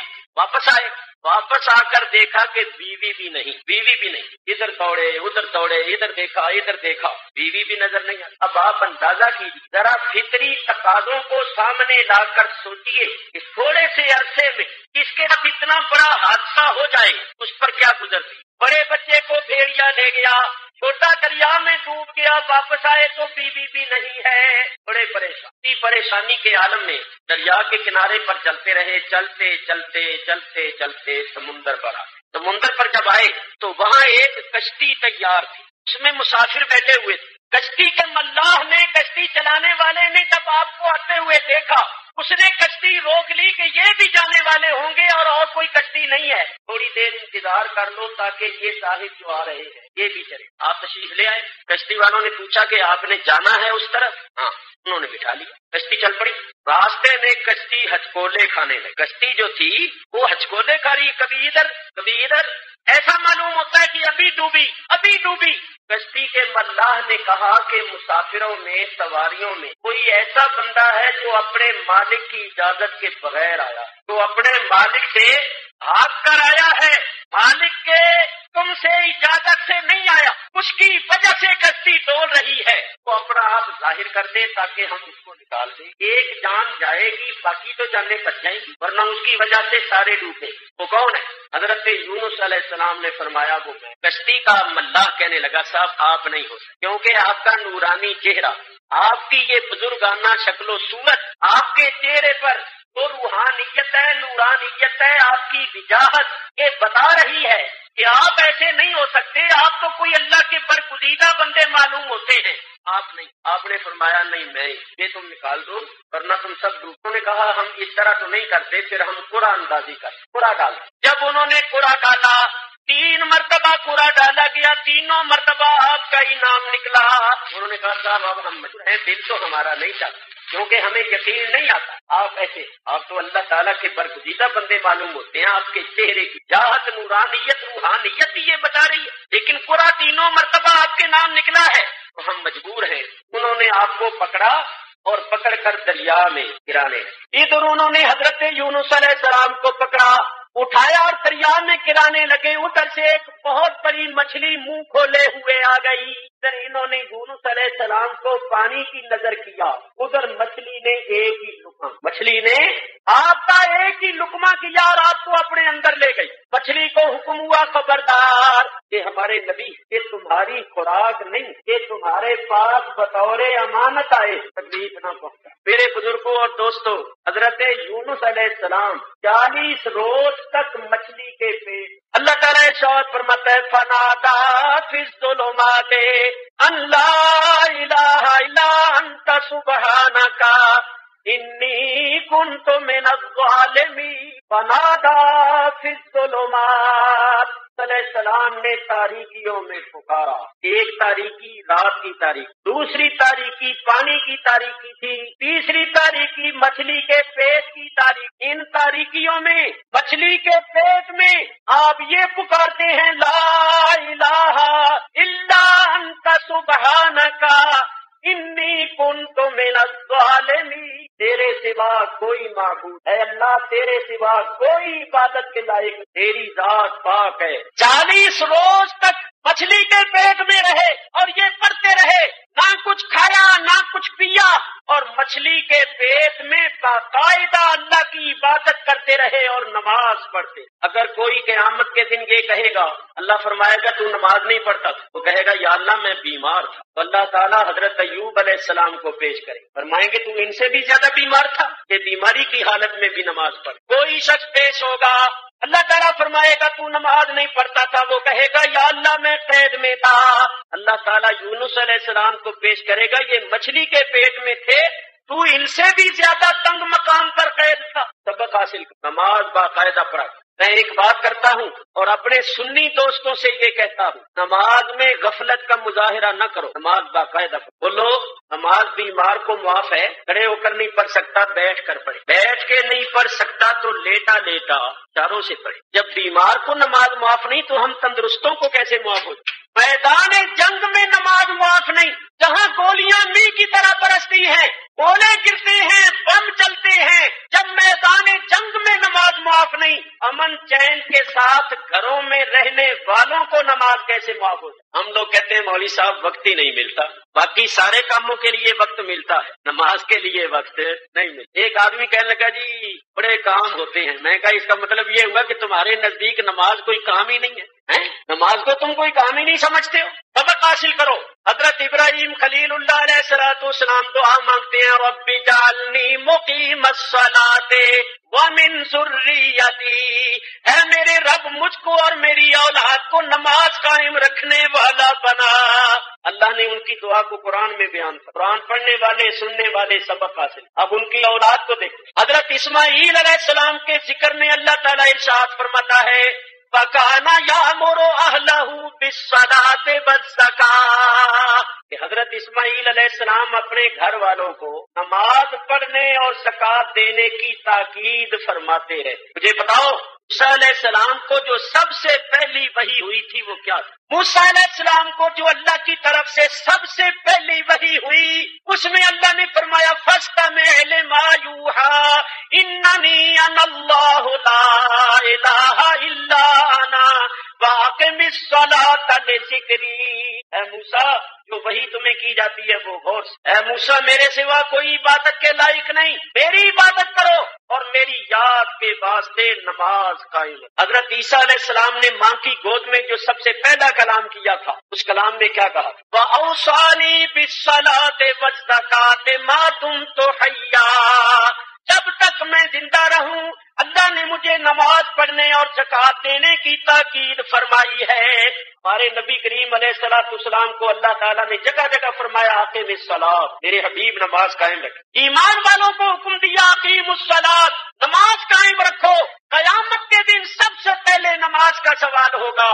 اگر یہ نماز درست ہوئی تو سارے معاملات درست، اور اگر یہ بگڑی تو سب کچھ۔ ایک بات اور عرض کروں کہ جو ہمارے بزرگ ہیں، بڑی عمر ہو گئی، بال سفید ہو گئے، آگے ان کی اولادوں کے حالات کچھ اور ہیں۔ بڑے جو ہیں نمازی ہیں، پرہیزگار ہیں، شریعت کی پابندی کرتے ہیں، اولادیں آگے ایسی نہیں ہیں، اولادوں کے حالات بدلتے جا رہے ہیں۔ یاد رکھو آپ کا یہ فرض ہے کہ اپنی اولادوں کو اور اپنے گھر والوں کو بھی نماز پڑھائیں۔ اللہ فرماتا ہے قوا انفسکم واہلیکم نارا، اپنی جانوں کو بھی دوزخ سے بچاؤ اور اپنے گھر والوں کو بھی بچاؤ۔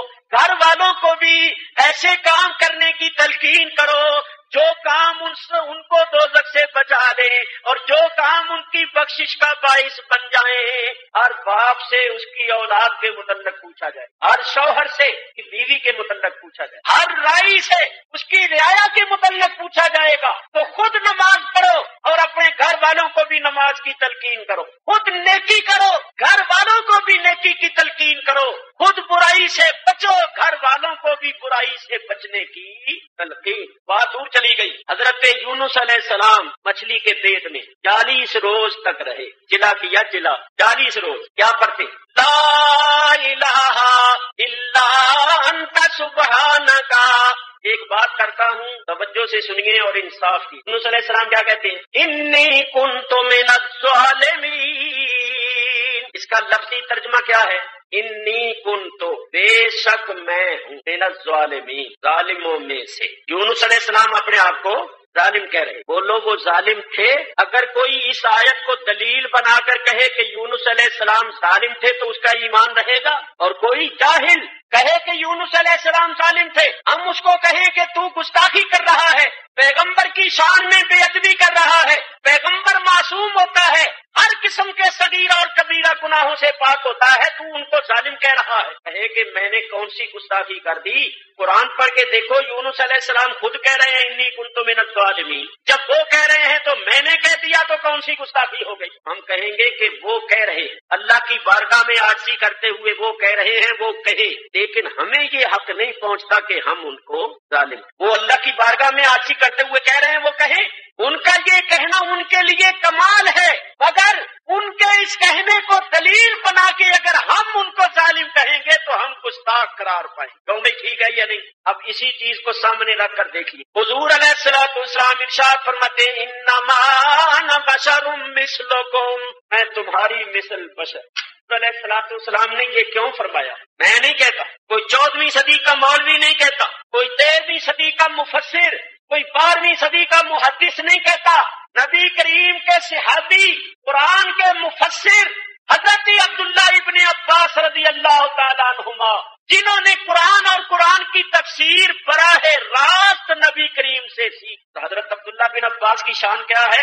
صحیح بخاری میں حدیث ہے کہ حضور نے ان کو اپنے سینے سے لگایا اور سینے سے لگا کر دعا فرمائی اللہم علمہ الکتاب، اے اللہ ابن عباس کو کتاب کا علم سکھا دے، قرآن کا علم ان کو عطا فرما دے۔ وہ عبداللہ ابن عباس کیا فرماتے؟ وہ فرماتے ہیں تفسیر خازن اٹھا کر دیکھ لو، وہ فرماتی ہیں کہ اللہ تعالیٰ نے نبی کریم سے یہ کلمہ اس لیے کہلوایا کہ نبی کریم کی امت آپ سے عاجزی کرنے کا سبق، انہوں نے عاجزی کرتے ہوئے یہ کلمہ کہا تاکہ آپ کی امت آپ سے عاجزی کرنے کا سبق حاصل، امت کو عاجزی کی تعلیم دینے کے لیے یہ کہا، ورنہ حضور علیہ الصلوۃ والسلام تو بے مثل اور بے مثال ہے۔ خود حضور فرماتے ہیں لستو مثلکم، میں تمہاری مثل، صحیح بخاری اور مسلم، بلکہ صحابہ کو مخاطب کر کے فرمایا ایکم مثلی، کون ہے تم میں میری مثل؟ تو خود فرماتے ہیں کہ میں بے مثل ہوں، تم میں کوئی میری مثل نہیں ہے۔ یہاں جو فرمایا आजी करते हुए तवाज़ुअन फरमाया ताकि उम्मत आपसे आजी करने का सबक। और अगर कोई बुजुर्ग आजी करते हुए कोई कलमा कहे तो उस कलमे को दलील बना के हमें वो कलमा कहना जायज नहीं। अगर कोई बुजुर्ग आजी करते हुए कलमा कहे तो उसके लिए कमाल की बात है, और उसी कलमे को दलील बनाकर हम उसको वो कलमा कहेंगे तो हमारे लिए गुस्ताखी की बात होगी। हर सूरत ये ज़िमनन बात आ गई। यूनुस अलैहिस्सलाम मछली के पेट में 40 रोज तक ये पर जिला पूरा हो गया। अल्लाह ताला ने मछली को हुक्म दिया कि दरिया के किनारे पर जाकर इनको निकाल। मछली ने निकाल दी। अल्लाह ताला ने वहाँ अपनी कुदरत से कद्दू की एक बेल पैदा कर, कद्दू सब्जी तरकारी है ना, पकाते हैं आप लोग, बाज लोग लौकी भी कहते हैं, हम लोग कद्दू कहते हैं। कद्दू की बेल पैदा कर दी और उसके साथ कद्दू लग गए। और एक हरनी को अल्लाह ने हुक्म दिया कि रोजाना इनको जाकर दूध पिलाओ। हरनी आती थी क्योंकि आप जब 40 रोज के बाद मछली के पेट से निकले थे, 40 रोज तक कुछ नहीं खाया पिया था, आप हड्डियों का पिंजर बन, हड्डियों के ऊपर जो गोश्त था वो ऐसा हो गया था जैसे कि सुर्ख बच्चा, जैसे कि अंडे से निकलता है तो जो उसकी हालत होती है, उसकी हड्डियों पर जो गोश्त होता है वो सुर्ख होता है, इस तरह आपका गोश्त हो गया। तो हरनी रोज दूध पिला जाती थी और कद्दू की बेल अल्लाह ने पैदा कर दी। आपके अंदर कुव्वत ताकत पैदा होनी शुरू हो गई, जिस्म की हालत भी अपनी असली हालत पर आनी शुरू हो गई।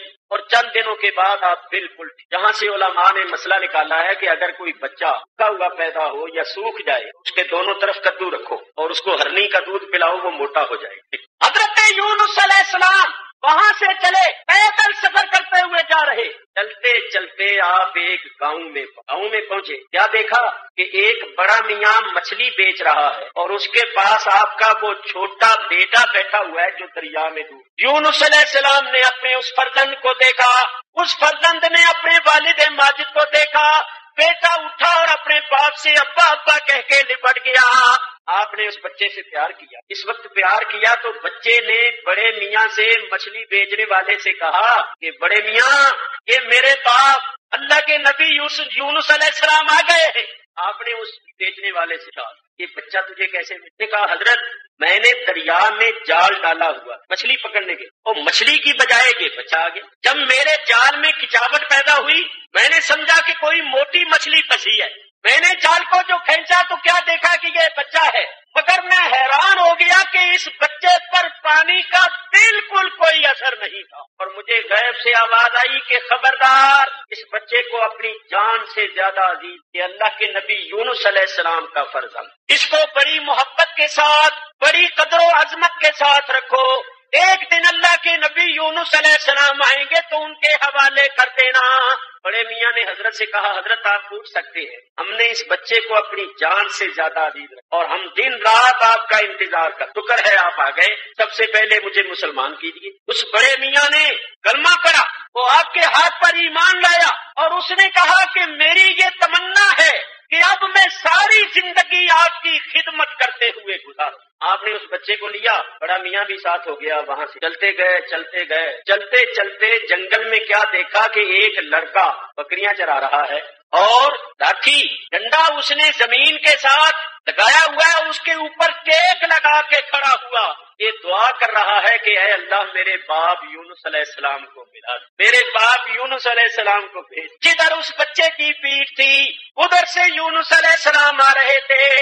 करीब होके जब उसकी दुआ को सुना, जब उसके सामने हुए थे, क्या देखा कि ये वो बच्चा था जिसको भेड़िया ले, बड़ा बेटा। आप उससे लिपट गए, बेटा तू यहाँ कैसे? उसने कहा हजरत अब्बा जान आप मेरे साथ चलिए और जिसके पास मैं रहता हूँ उससे सुनिए कि मैं यहाँ कैसे। करीबी गांव था, आप उसके साथ गांव में पहुंचे। लड़के ने अंदर जाकर जिसके पास लड़का रहता था उससे कहा कि मेरे बाप अल्लाह के नबी यूनुस अलैहिस्सलाम आ गए। आदमी दौड़ता हुआ आया, आपसे मुसाफा किया, आपके हाथ को चूमा और कहने लगा हजरत मैं जंगल में यहाँ चरा रहा, क्या देखा कि एक भेड़िया आया और उसकी पुश्त पर ये लड़का बैठा और उस भेड़िए ने इंसानों की तरह कलाम करते हुए ये कहा कि ये अल्लाह के नबी यूनुस अलैहिस्सलाम फर्जंद है। इसको मेरी पुश्त से उठा लो और बड़ी इज्जत के साथ घर में रखो, कोई तकलीफ न पहुंचाना वरना तबाह हो जाओगे। और एक दिन आएगा कि अल्लाह के नबी यूनुस अलैहिस्सलाम आएंगे, उनके हवाले कर दे। हजरत मैं इस बच्चे को घर ले आया,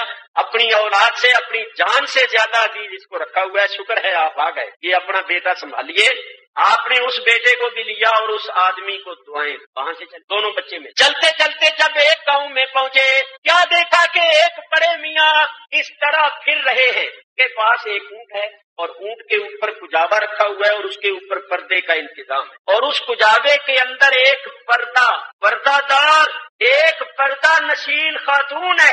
और वो बड़ा मियाँ ये कह रहा है कि जो शख्स अल्लाह के नबी यूनुस अलैहिस्सलाम का पता बताए के लिए इतना इनाम है। कोई मुझे अल्लाह के नबी यूनुस अलैहिस्सलाम का पता बताओ, जो पता बताए उसके लिए इतना इनाम है। जब आपने उसकी ये बात सुनी तो उसके सामने जाकर फरमाया कि अल्लाह के नबी यूनुस अलैहिस्सलाम तो हम ही हैं। जब आपने ये फरमाया तो माई साहिबा ने जावे में बैठे हुए, पर्दे में बैठे हुए ये बात सुनी तो माई साहिबा ने कुजावे का जरा पर्दा हटाकर देखा तो कहा कि बड़े मियाँ यही मेरे शौहर अल्लाह के नबी यूनुस अलैहिस्सलाम, अल्लाह का शुक्र है कि अल्लाह ने उनको मिला दिया।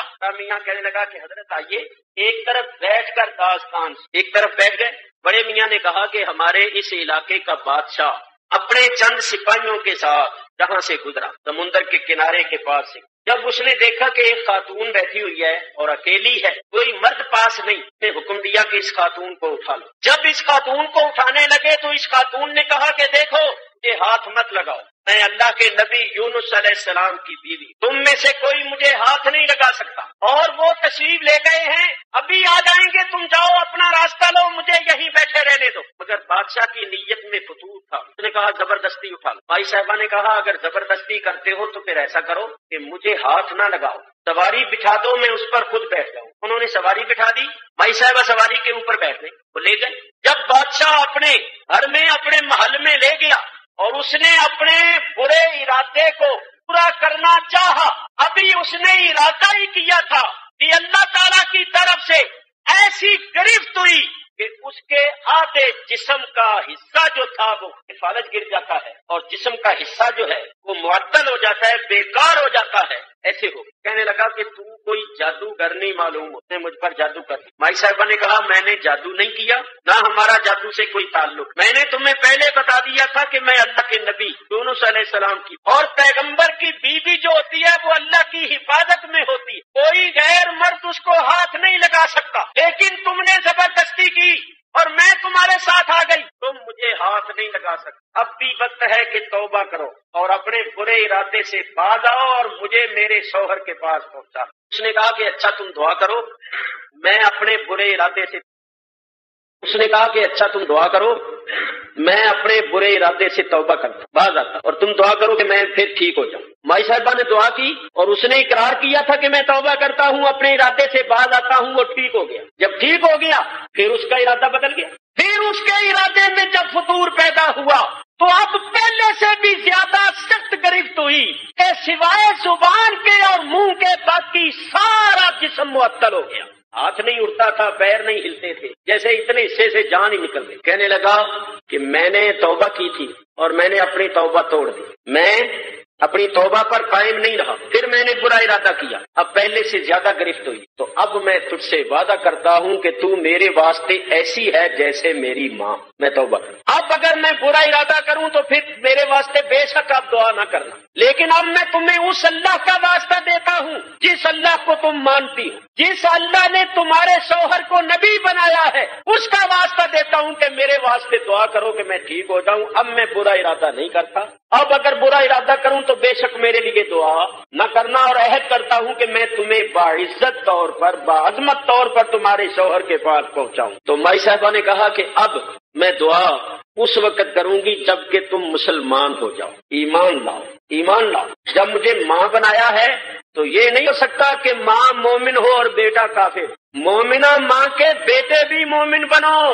बादशाह ईमान लाया, मुसलमान हुआ, तब माई साहिबा ने दुआ की, वो तंदुरुस्त हो गया, तो उसने आपको बहुत से हदिये तोहफे दिए, और एक बड़ा नेक और शरीफ आदमी जो बड़ी उम्र का था उसकी ड्यूटी लगाई कि चाहे तुम्हें कितनी मेहनत करनी पड़े, गाँव गाँव फिरना पड़े, फिरो اور کسی طرح اللہ کے نبی یونس علیہ السلام کا پتہ لگاؤ اور ان کو ان کے پاس پہنچ۔ چنانچہ اللہ تعالیٰ نے مائی صاحبہ کو بھی ملا دیا۔ اب لوگ جو ہیں وہ کرتے ہیں اعتراض، کیونکہ ان کو سمجھ نہیں ہوتی۔ حضرت ابراہیم علیہ السلام کے ساتھ بھی ایک واقعہ ایسا پیش آیا۔ یاد رکھو، انسانوں میں ظاہری حسن و جمال کے لحاظ سے حضرت یوسف علیہ السلام جیسا کوئی حسین نہیں۔ حضرت یوسف علیہ السلام بڑے خوبصورت مردوں میں، اور عورتوں میں حضرت سارہ جو حضرت ابراہیم علیہ السلام کی بیوی تھی وہ اتنی خوبصورت تھی کہ دنیا بھر کی، زمانے بھر کی، قیامت تک پیدا ہونے والی عورتوں میں ان جیسا کوئی خوبصورت نہ ہوا ہے نہ ہوگا۔ تو مصر کا بادشاہ تھا، وہ بڑا ظالم تھا، اس کی نظر پڑی تو اس کی یہ حالت تھی کہ جب کسی خوبصورت عورت کو دیکھتا تھا، اگر وہ شادی شدہ ہوتی تھی تو اس کے شوہر کو قتل کروا دیتا اور اس عورت کو چھین لیتا، اور اگر غیر شادی شدہ ہوتی تھی تو ماں باپ کو کہتا کہ شرافت سے دے دو، نہیں تو میں زبردستی چھین لوں گا اور تمہیں قتل کر دوں گا۔ تو حضرت سارہ علیہ السلام کو اس نے پکڑ لیا، حکم دیا نوکروں کو کہ ان کو پکڑ۔ حضرت ابراہیم علیہ السلام نے کہا ٹھیک ہے جاؤ، چلی گئی۔ اس کے ساتھ بھی ایسا ہی واقعہ پیش آیا۔ جب اس کے ساتھ ایسا واقعہ پیش آیا تو اس نے کیا کیا؟ اس نے اپنی بیٹی حضرت ہاجرہ علیہ السلام کو حضرت سارہ کی خدمت میں بطور ہدیہ نذرانہ پیش کیا کہ یہ میری بیٹی آپ کی خدمت میں بطور ہدیہ ہے، یہ آپ کی خدمت کرے گی، میں اپنی بیٹی کو آپ کی خدمت کے لیے پیش کرتا ہوں۔ تو حضرت سارہ گئیں اور حضرت ہاجرہ کو لے کر آئیں، تو انہوں نے حضرت ہاجرہ کو حضرت ابراہیم کو دے دیا، اور حضرت ابراہیم نے ان سے نکاح کر کے ان کو اپنی زوجیت میں لی۔ تو اصل میں جو لوگ نہیں سمجھتے وہ کہتے ہیں بھئی کیوں گئے، بھیجا کیوں؟ بھئی اگر نہ چاہتی تو حضرت ہاجرہ کیسے آتی؟ اگر حضرت سارہ نہ چاہتی تو حضرت ہاجرہ کیسے آتی؟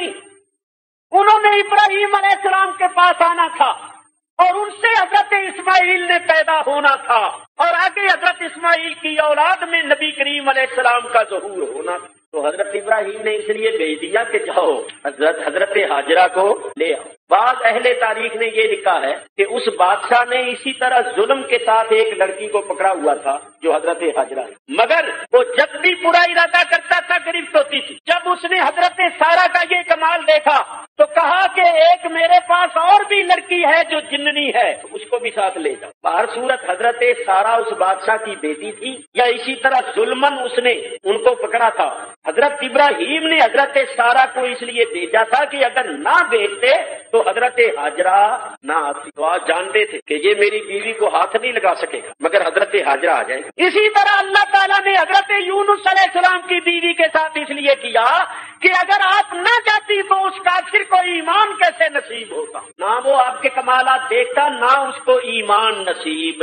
باہر صورت حضرت یونس علیہ السلام کو دونوں فرزند بھی مل گئے، بیوی بھی مل گئی۔ آپ سفر کرتے ہوئے واپس اپنے شہر نینوا میں تشریف، شہر کے باہر کیا دیکھا؟ ایک لڑکا بکریاں چرا رہا تھا۔ آپ نے اس لڑکے سے کہا کہ ہم مسافر ہیں، بڑی دور سے سفر کر کے آئے ہیں، پیاس لگی ہوئی ہے، بھوک لگی ہوئی ہے، تو تیری بکریوں میں سے جو بکری دودھ دیتی ہو اس کا دودھ ہمیں دے دے اور ہم سے پیسے لے لے۔ وہ لڑکا کہنے لگا کہ جب سے ہمارے نبی یونس علیہ السلام ہم سے ناراض ہو کر گئے ہیں ہماری بکریوں نے دودھ دینا بند کر دی۔ جس دن سے ہمارے نبی یونس علیہ السلام ہمارے اس گاؤں سے تشریف لے گئے ہیں اس دن سے ہماری بکریوں نے دودھ دینا بند کر دیا، کوئی بکری ایک قطرہ بھی دودھ نہیں دیتی۔ آپ نے فرمایا اللہ کے نبی یونس علیہ السلام تو ہم، ایک بکری ادھر لاؤ۔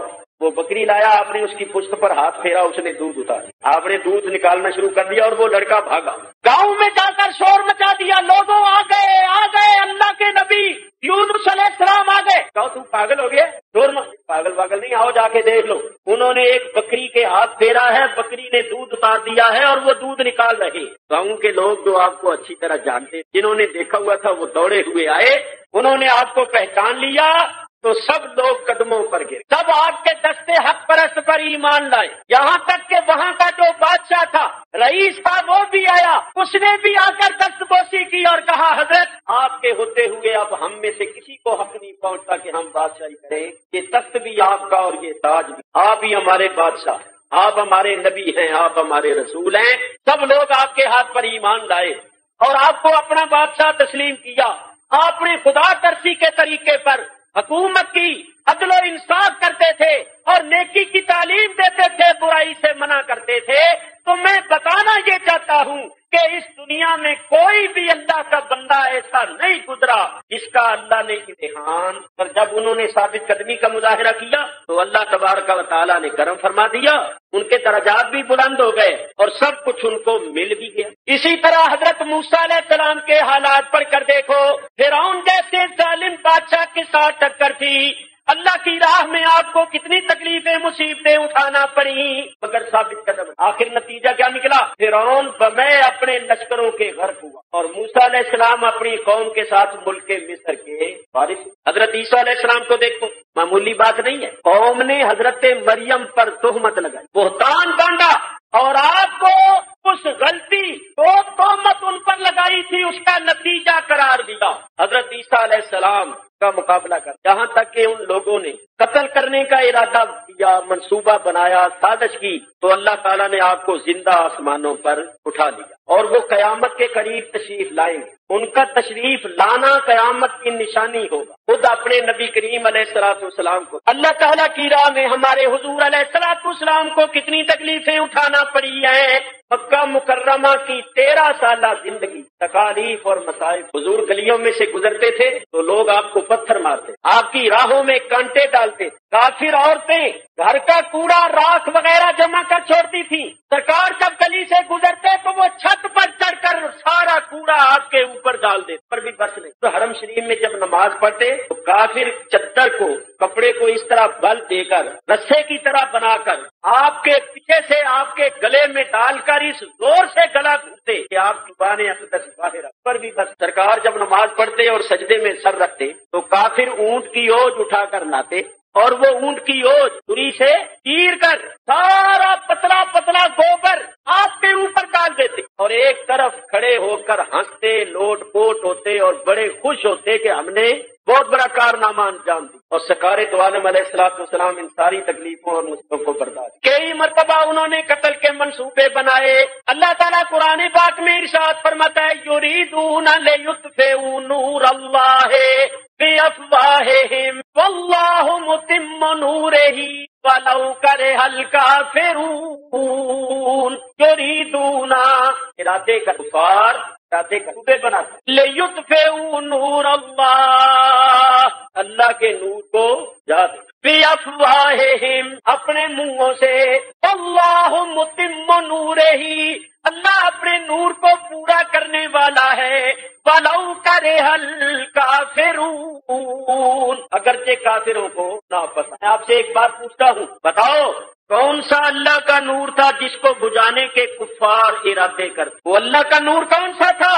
تو میں نہیں کہتا، حضرت بہاق رضی اللہ تعالیٰ عنہ جو تابعی ہیں اور حضرت عبداللہ ابن عباس کے شاگرد ہیں، قرآن کے مفسر ہیں، وہ فرماتے ہیں یریدون ان یہلکوا محمدا صلی اللہ علیہ وسلم. کفار نبی کریم علیہ الصلوۃ والسلام کو قتل کرنے، ہلاک کرنے کے منصوبے بناتے تھے تو اللہ نے آئے تو اللہ فرماتا ہے یریدون لیطفئوا نور اللہ، ارادے کرتے ہیں کفار کے اللہ کے نور کو بجھا دیں، یعنی حضرت محمد صلی اللہ علیہ وسلم کو قتل کر دیں. اس آیت میں صاف طور پر اللہ تعالیٰ نے نبی کریم کو اپنا نور فرمایا. یریدون لیطفئوا نور اللہ، قرآن سے ثابت ہوا کہ حضور نور. اور کافروں نے کئی مرتبہ قتل کے منصوبے بنائے. ایک بات کرتا ہوں غور سے سنو، اگر کوئی غلط ثابت کر دے تو میں ذمہ داری سے عرض کر رہا ہوں کہ جو سزا وہ میرے لیے چاہے تجویز کر دے، اور اگر صحیح بات ہو تو تم مسئلہ سمجھ لیں. ایک مرتبہ مکے کے کافر اکٹھے، خفیہ اجلاس، خفیہ میٹنگ ہو رہی ہے نبی کریم کے خلاف کہ اس نبی کے متعلق کیا کریں. کافروں کا خفیہ اجلاس، خفیہ میٹنگ ہو رہی ہے، اس میں غور و فکر کیا جا رہا ہے کہ اس نبی کے متعلق کیا اقدام کریں. ایک شخص آیا، داڑھی بظاہر بڑا بزرگ معلوم ہوتا تھا. جب اندر آیا تو مکے والوں نے کہا کہ من انتا، کون ہے؟ نیا آدمی ہے، ہمارا یہ خفیہ اجلاس ہو رہا ہے، خفیہ میٹنگ ہو رہی ہے، تو کون ہے؟ جب تک تو یہ نہ بتائے ہم تجھے اس اجلاس میں میٹنگ میں شریک نہیں ہونے دے۔ اس آنے والے نے کہا انا شیخ نجدیون، میں شیخ نجد، میں شیخ نجد۔ بولو وہ کون تھا؟ شیطان، شیطان تھا، اور شیطان شیخ نجدی کی شکل اختیار کر کے گیا اور کہتا بھی یہ ہے کہ میں شیخ نجدی ہوں۔ اور غیاث اللغات وغیرہ مشہور لغت کی کتاب ہے، اس کو اٹھا کر دیکھو، اس میں لکھا ہے شیخ نجدی لقب شیطان، شیخ نجدی کے شیطان کا لقب۔ بولو شیطان کا لقب کیا ہے؟ شیخ نجدی، شیخ نجدی۔ جب شیطان نے کہا آنا شیخ نجدی، میں شیخ نجدی ہوں، مکے والوں نے کہا مرحبا اہلا وسہلا، آئیے آئیے۔ حضور کے دشمنوں نے کہا، حضور کے دشمنوں نے جو حضور کے خلاف میٹنگ کر رہے تھے، انہوں نے کہا آئیے سڑکوں پر آپ کا ہی انتظار تھا۔ شیخ نجدی بیٹھ، معلوم ہوا شیطان کو اگر پناہ ملتی ہے تو شیخ نجدی کے لباس میں، شیخ نجدی کی صورت میں ملتی ہے، کسی اور صورت میں بیٹھ گیا۔ سب نے کہا شیخ نجدی صاحب ہم نے اپنے اپنے خیالات کا اظہار کیا ہے۔ کسی نے کہا تھا کہ حضرت محمد کو قید کر دو، کسی نے یہ مشورہ دیا تھا کہ ملک بدر کر دو، اپنے وطن سے نکال دو، کسی نے کوئی رائے پیش کی، کسی نے کوئی رائے پیش کی۔ شیخ نجدی کہنے لگا میری رائے یہ ہے کہ قتل کرو، جب قتل ہو جائے گا ختم ہو جائے گا تو اس کا دین بھی ختم ہو جائے گا، نہ رہے بانس نہ بجے بانس۔ جب تک قتل نہیں کرو گے اس وقت تک کامیابی۔ میرے بزرگوں اور دوستوں، کئی مرتبہ کافروں نے حضور کے قتل کے ارادے منصوبے بنائے، مگر اللہ تعالیٰ نے فرما دیا کہ ان کے سارے منصوبے خاک میں مل جائیں گے، ان کی ساری تدبیریں ناکام ہو جائیں گی کہ میرے نبی کو قتل کرنے میں، اللہ کے نور کو بجھانے میں کامیاب نہیں ہوں گے۔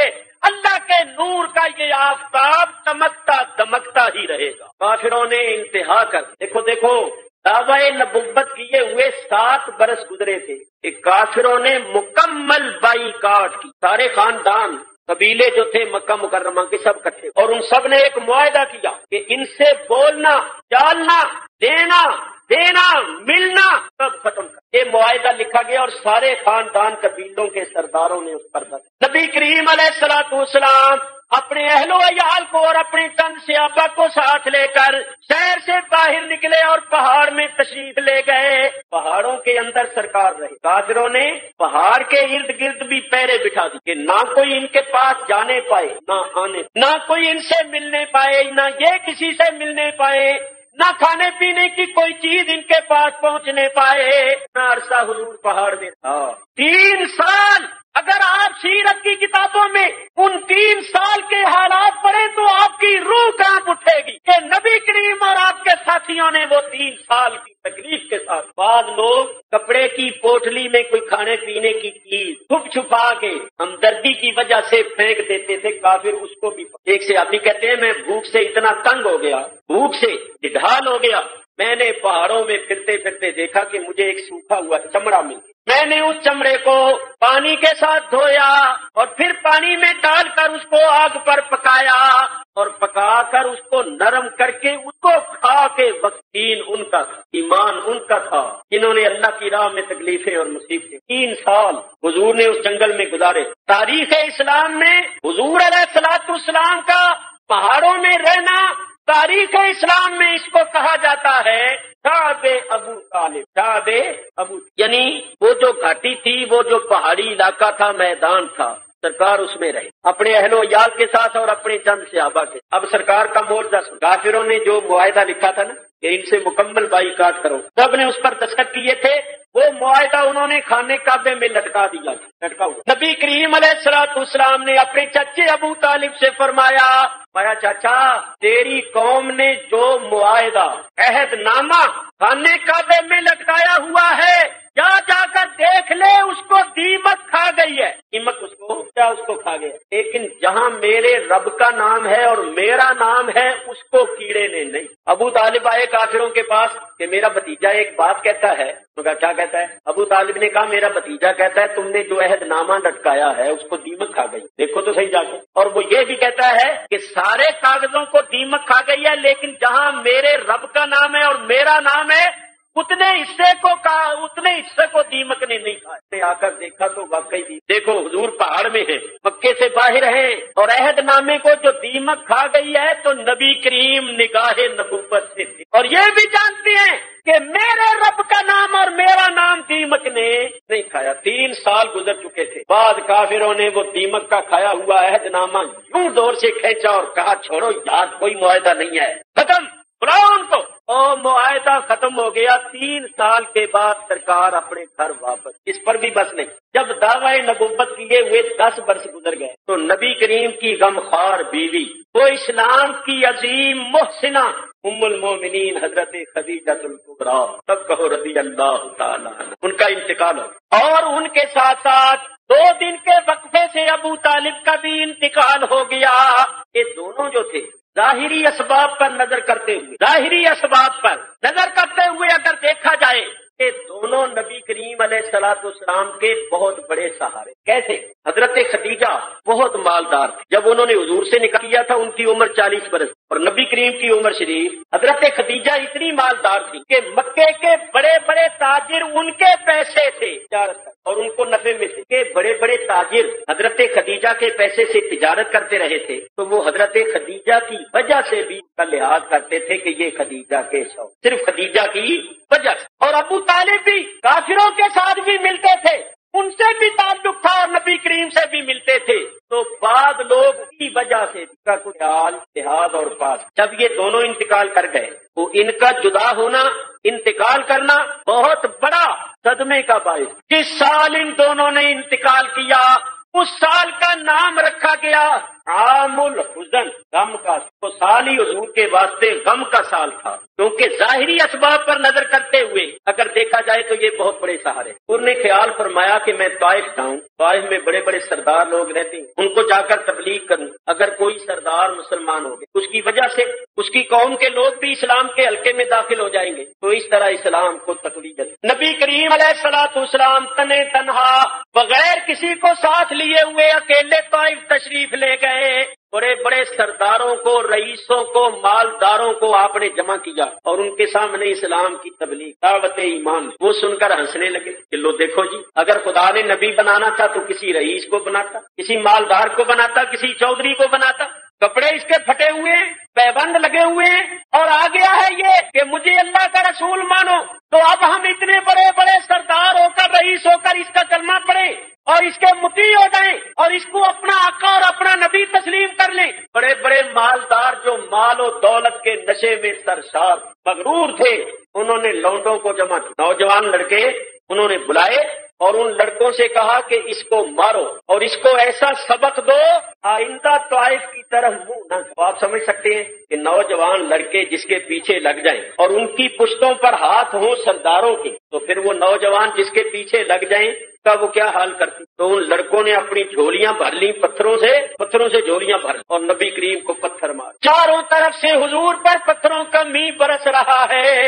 حفیظ جلندری نے اس منظر کو پیش فرماتے ہیں، وہ سینہ جس کے اندر نور حق مستور رہتا تھا، وہی اب شک ہوا جاتا تھا، اس سے خون بہتا تھا۔ انہوں نے پتھر مار مار کے حضور کے سینہ اقدس کو زخمی کر دیا۔ وہ بادو جو غریبوں کو سہارا دیتے رہتے تھے، پیا پہ آنے والے پتھروں کی چوٹ سہتے تھے۔ کوئی پتھر ادھر سے آتا ہے حضور اس ہاتھ سے روکتی ہیں، کوئی ادھر سے آتا ہے اس ہاتھ سے روکتی ہیں، چاروں طرف سے پتھروں کا میਂہ برس رہا ہے۔ آتی کوئی کہتا تھا میں ایسے خدا سے ڈر نہیں سکتا کہ جو اپنے پیغمبر کی حفاظت کر نہیں سکتا۔ اے نبی اگر تو سچا ہے تو تیرا خدا تیری حمایت کیوں نہیں کرتا؟ تیرا خدا تجھے دشمنوں سے بچاتا کیوں نہیں؟ ہم پتھر مار مار کے تجھے زخمی کر رہے ہیں، تیرا خدا تجھے ہمارے پتھروں سے کیوں نہیں بچاتا؟ زمین کیوں نہیں پھاڑ دیتا کہ ہم غرق ہو جائیں؟ ہم پر آسمان سے پتھروں کا میਂہ کیوں نہیں برسا دیتا؟ اگر تو خدا کا نبی ہے، خدا کا رسول ہے، اور تیرا خدا ہر چیز پر قادر ہے، تیرا خدا تیری حمایت کیوں نہیں کرتا، تیری حفاظت کیوں نہیں کرتا؟ ساتھ اس قسم کے کلمات بھی کہتے۔ حضور علیہ الصلوۃ والسلام کے آزاد کردہ غلام حضرت زید ابن حارثہ رضی اللہ تعالیٰ عنہ فرماتے ہیں، جب مجھے معلوم ہوا کہ حضور اکیلے ہی طائف تشریف لے گئے، میں بھی پیچھے دوڑا اور میں اس وقت پہنچا جب کہ حضور زخموں سے چور چور ہو۔ حضرت زید فرماتے ہیں، میں نے دیکھا سرکار کے پیروں پر اور سرکار کی جوتیوں پر خون جمع ہوا تھا۔ اندازہ کرو کتنے زخمی ہو گئے۔ جب جسم سے خون بہتا ہے تو کپڑوں میں بھی جذب ہوتا ہے، جسم کے ساتھ بھی لگتا ہے، جسم کے ساتھ لگتے ہوئے کپڑوں میں جذب ہوتے ہوئے تب خون مبارک پیروں تک پہنچا، پیروں پر اور جوتیوں پر جا کر جم گیا، تو اندازہ کر لو کہ سرکار کس قدر شدید زخمی۔ حضرت زید فرماتے ہیں، میں نے حضور کو دیکھا تو میں بیٹھ گیا اور حضور کو اپنے کندھوں پر اٹھایا اور وہاں سے میں دوڑا۔ شہر سے باہر ایک باغ تھا، اس باغ میں چشمہ تھا، اس چشمے پر میں لے آیا، پانی سے زخموں کو دھو رہا تھا۔ جہاں جہاں خون مبارک جمع ہوا تھا، خون مبارک دھو دھو کے جسم انور کو صاف کر رہا تھا، ساتھ ساتھ روتا جاتا، اور روتے روتے میں نے عرض کی، یا رسول اللہ ان لوگوں کے لیے بد دعا کیجیے جنہوں نے آپ کو زخمی کیا ہے، لہو لہان کیا ہے، ان کے واسطے بد دعا فرمائیے۔ کہا سرکار ان لوگوں کے حق میں بد دعا کیجیے، شکایت اس جفاؤ جور کی پیش خدا کیجیے، زمین کو حکم دیجیے ان لائنوں کو ہڑپ کر لے، اسی کا بوجھ ہے یہ لوگ ان کو پیٹ میں بھر لے، فلک کو حکم دیجیے برس پڑے ان کی ناکاروں پر، بجائے آب برسے آگ طائف کی بہاروں پر، حضور زمین کو حکم دیجئے زمین پھٹ جائے اور یہ سارے غرق ہو جائیں، آسمان کو حکم دیجئے کہ بجائے پانی کے ان پر پتھر برسائے، میرے آقا انہوں نے تجھے زخمی کیا ہے، لہو لہان کیا ہے، ان کے لیے بد دعا فرمائی۔ حضور نوح علیہ السلام نے بھی تو بد دعا فرمائی دی تھی، آپ بھی بد دعا کیجئے۔ انہوں نے کیا فرمایا سن، جناب رحمت للعالمین نے سن کے فرمایا کہ میں اس دہر میں قہر و غضب بن کر نہیں آیا، انما انا بعثت رحمتن، زید کیا تو بھول گیا کہ میں تو سراسر رحمت بن کر ہی آیا ہوں، میں بد دعائیں دینے نہیں آیا، بد دعائیں دے کر تباہ کرنے برباد کرنے نہیں آیا۔ یہاں ایک بات کرتا ہوں، آپ کہیں گے نوح علیہ السلام نے بد دعا کی تھی، تو آپ کو یہ یاد ہونا چاہیے نوح علیہ السلام نے یہ بھی تو کہا تھا کہ یا اللہ ان میں آگے کوئی مومن نہیں ہوگا، فلا یلدوا الا فاجرا کفارا، ان میں آگے جو بھی پیدا ہوگا وہ کافر اور فاجر ہی ہوگا۔ نوح علیہ السلام نے جو کیا اچھا کیا، اور ہمارے نبی پاک نے جو کیا وہ بہت اچھا کیا۔ کیسے؟ حضور نے فرمایا زید تو کہتا ہے میں ان کے لیے بد دعا کروں، ان کو ہلاک کروا دوں، برباد کروا دوں، لیکن اے زید یہ لوگ جنہوں نے مجھے پتھر مارے ہیں، مجھے لہو لہان کیا ہے، میں ان کی پشتوں میں ان کی اولادوں کو دیکھ رہا ہوں جو مجھ پر ایمان لائیں گی اور مجھ پر درود و سلام کے پھول نچھاور کریں۔ یہ تو مجھے پتھر مار رہے ہیں مگر ان کی اولادیں مجھ پر درود و سلام بھیجیں گی، تو میں اگر ان کو تباہ کروا دوں تو آگے اولادیں کیسے ہوں گی؟ معلوم ہوا میرے آقا نے جو بد دعا نہیں فرمائی تو بہت اچھا کیا، اور یہ بھی معلوم ہوا کہ نبیوں کو آئندہ پیدا ہونے والی نسلوں کا بھی علم ہوتا ہے کہ مومن ہوں گے یا کافر۔ حضور فرماتے ہیں میں ان کی پشتوں میں ان کی اولاد کو دیکھ رہا ہوں، وہ مسلمان ہوں، اسلام پر اپنی جانیں قربان کریں گے، مجھ پر درود و سلام کے پھول نچھاور کریں گے۔ تو حضور نے جو بد دعا نہیں فرمائی تو بہت۔ میرے بزرگوں اور دوستوں اتنی تکلیفیں سرکار نے، کفار نے اتنے مظالم کیے آپ پر اور آپ کے ماننے والوں پر، اتنے مظالم کیے کہ کفار کے مظالم سے تنگ آ کر بعد سے مکہ مکرمہ سے ہجرت کر گئے۔ کہاں؟ حبشے میں۔ پہلی مرتبہ جو ہجرت کی تو 11 مرد تھے اور 4 عورتیں، 11 مرد اور 4 عورتیں ہجرت کر کے مکہ مکرمہ سے حبشے میں چلے گئے۔ حبشے کا جو بادشاہ تھا وہ عیسائی تھا اور اس کا نام تھا نجاشی شاہ حبشہ۔ یہ مسلمان جب ہجرت کر کے گئے تو کافروں کو پتا چلا کہ یہ وہاں جا کر امن چین کی زندگی بسر کرنے لگ گئے، تو مکے کے کافروں نے کیا کیا کہ کوئی تحفے تیار کیے بادشاہ کو پیش کرنے کے لیے، بادشاہ کی خدمت میں پیش کرنے کے لیے تحفے انہوں نے تیار کیے، اور وہ تحفے لے کر حبشے میں گئے۔ کون کون گئے تھے؟ ایک حضرت ربیہ تھے، حضرت عبداللہ بن ربیہ، اور دوسرے حضرت عمر بن عاص۔ اس وقت یہ ابھی مسلمان نہیں ہوئے تھے، بعد میں یہ حضور کے صحابی بنے، اس لیے حضرت کا لفظ کہہ رہا ہوں۔ کافروں نے دو آدمیوں کو تحفے تحائف دے کر حبشے میں بھیجا، ایک عبداللہ بن ربیہ تھے، دوسرے عمر بن عاص۔ یہ گئے پیچھے، توبہ توبہ، 11 مرد، 4 عورتیں اپنے وطن کو، گھر بار کو چھوڑ کر حبشے میں چلے جاتے ہیں۔ کافروں کو یہ بھی گوارا نہیں ہے، وہاں پہنچتے ہیں، سائے حبشہ کے پاس پہنچتے ہیں کہ وہ ان کو اپنے ملک میں رہنے نہ دیں۔ کتنی دشمنی! جب یہ وہاں پہنچے تو انہوں نے بادشاہ کی خدمت میں تحفے اور ہدیے پیش کر کے کہا، بادشاہ ہمارے ملک میں سے چند بھگوڑے جو بھاگ جاتے ہیں، چند بھگوڑے، چند باغی قسم کے لوگ، بعد اللہ فتنہ پرور لوگ ہمارے ملک سے بھاگ کر تیرے ملک میں آ گئے، اور ہم تیری خدمت میں اس لیے حاضر ہوئے کہ ان کو ہمارے حوالے کر اور اپنے ملک سے نکال دے، ورنہ وہ یہاں بھی فتنہ برپا کریں گے۔ تب انہوں نے تحفے ہدیے پیش کر کے یہ درخواست کی، تو بادشاہ نے حکم دیا کہ وہ مسلمان جو مکے سے ہجرت کر کے ہمارے ملک میں آئے ہیں ان کو ہمارے دربار میں پیش کیا جائے۔ مسلمان بہت گھبرائے کہ ہم نے گھر بار چھوڑ دیے، جائیدادیں چھوڑ دی، ساز و سامان چھوڑ دیے، وطن سے بے وطن ہو کر یہاں پہنچے تو ان دشمنوں نے یہاں بھی ہمیں نہیں چھوڑا اور ہمارا پیچھا کرتے ہوئے، تعاقب کرتے ہوئے یہاں تک پہنچے ہیں، تو اب کیا ہوگا؟ حضرت جعفر بن ابی طالب، حضرت علی کے بھائی، انہوں نے کہا گھبرانے کی ضرورت نہیں ہے، بادشاہ کے دربار میں جاتے ہیں، صحیح بات کریں گے۔ اگر بادشاہ نے اپنے ملک میں رہنے دیا تو ٹھیک، اگر اس نے کہا نکل جاؤ تو خدا کی زمین وسیع ہے، کسی اور جگہ چلے جائیں گے، گھر بار تو اب چھوڑ ہی دیا، ڈرنے گھبرانے کی کیا ضرورت؟ آ گئے۔ حضرت جعفر نے کہا بات مجھے کرنے دینا، میں سب کی طرف سے بادشاہ سے بات کر۔ اور جب دربار میں حاضر ہوئے، بادشاہ نے کہا کہ تم لوگ، جب دربار میں حاضر ہوئے بادشاہ نے کہا کہ تم لوگ اپنا وطن مکہ چھوڑ کر یہاں کیوں آئے؟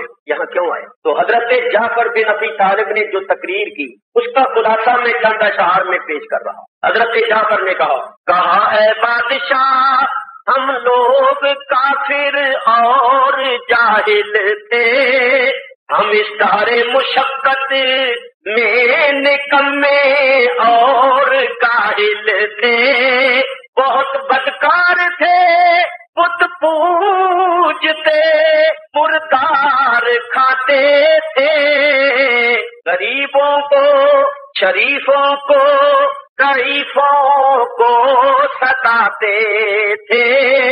اے بادشاہ، ہم لوگ کافر تھے، جاہل تھے، مردار کھاتے تھے، خنزیر کھاتے تھے، اور لوگوں کو ستایا کرتے تھے، ایک دوسرے کو لوٹا کرتے تھے۔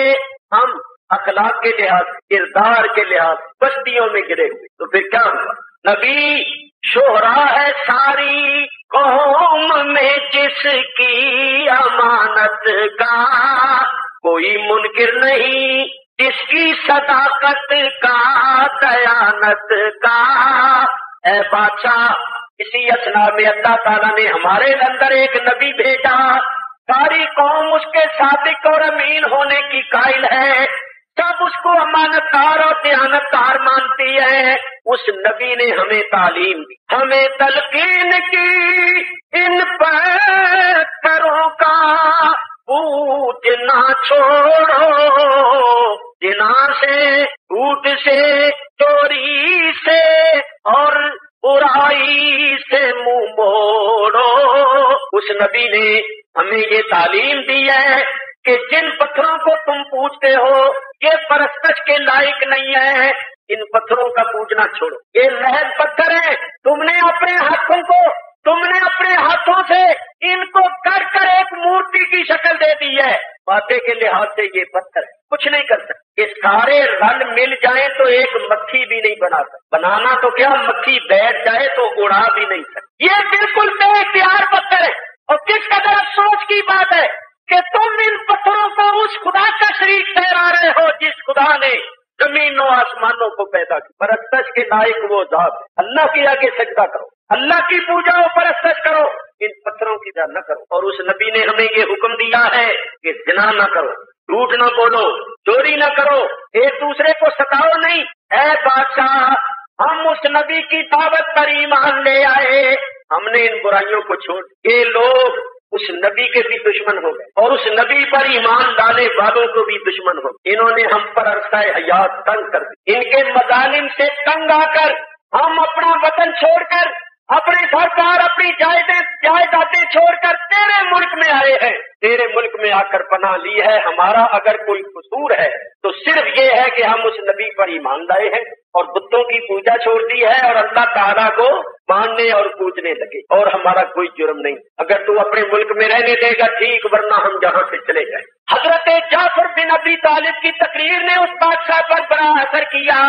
बादशाह समझ गया कि ये लोग मजलूम और सच्चे, इनको पनाह देनी चाहिए, इनको अपने मुल्क से नहीं निकालना चाहिए। इनके चेहरे ये बता रहे, अंदाजे गुफ्तगू ये बता रहा है कि ये शरीफ लोग हैं। बादशाह ने क्या किया कि वो जो मक्के से आए थे उनके हदिये तोहफे वापस कर दिए। कहा मुझे तुम्हारे हदियों तोहफों की जरूरत नहीं है, ले जाओ, वापस चले जाओ। ये लोग मजलूम हैं और सच्चे हैं, मैं इनको अपने मुल्क से नहीं निकालूं। बल्कि बादशाह ने अपने वजीरों को और इंतजामिया को हुक्म दिया कि इन गरीबुल वतन मुसाफिरों मुहाजिरों के साथ अच्छा सलूक करो। काफिरों को बड़ा दुख हुआ, भाई हम हदिये तोहफे लेकर आए थे, हमारा आना तो बेकार हो गया, उल्टा असर पड़ा। पहले तो बादशाह को खबर भी नहीं थी कि कोई आया, अब बादशाह को इल्म हो गया और बादशाह ने इंतजामिया को हुक्म दे दिया कि इनके साथ अच्छा सलूक करो। तो ये हमारा आना तो हमारे ही खिलाफ पड़ा, बहुत बुरी बात हुई। काफिरों को जब बड़ी नदामत हुई, बड़े खजल और परेशान हुए, तो एक ने कहा ओहो, जो असल पॉइंट था वो तो हमने लिया ही नहीं, अरे जो बात करने की थी वो तो हमने की ही नहीं। तो किसी तरह बादशाह से फिर मुलाकात का वक्त लो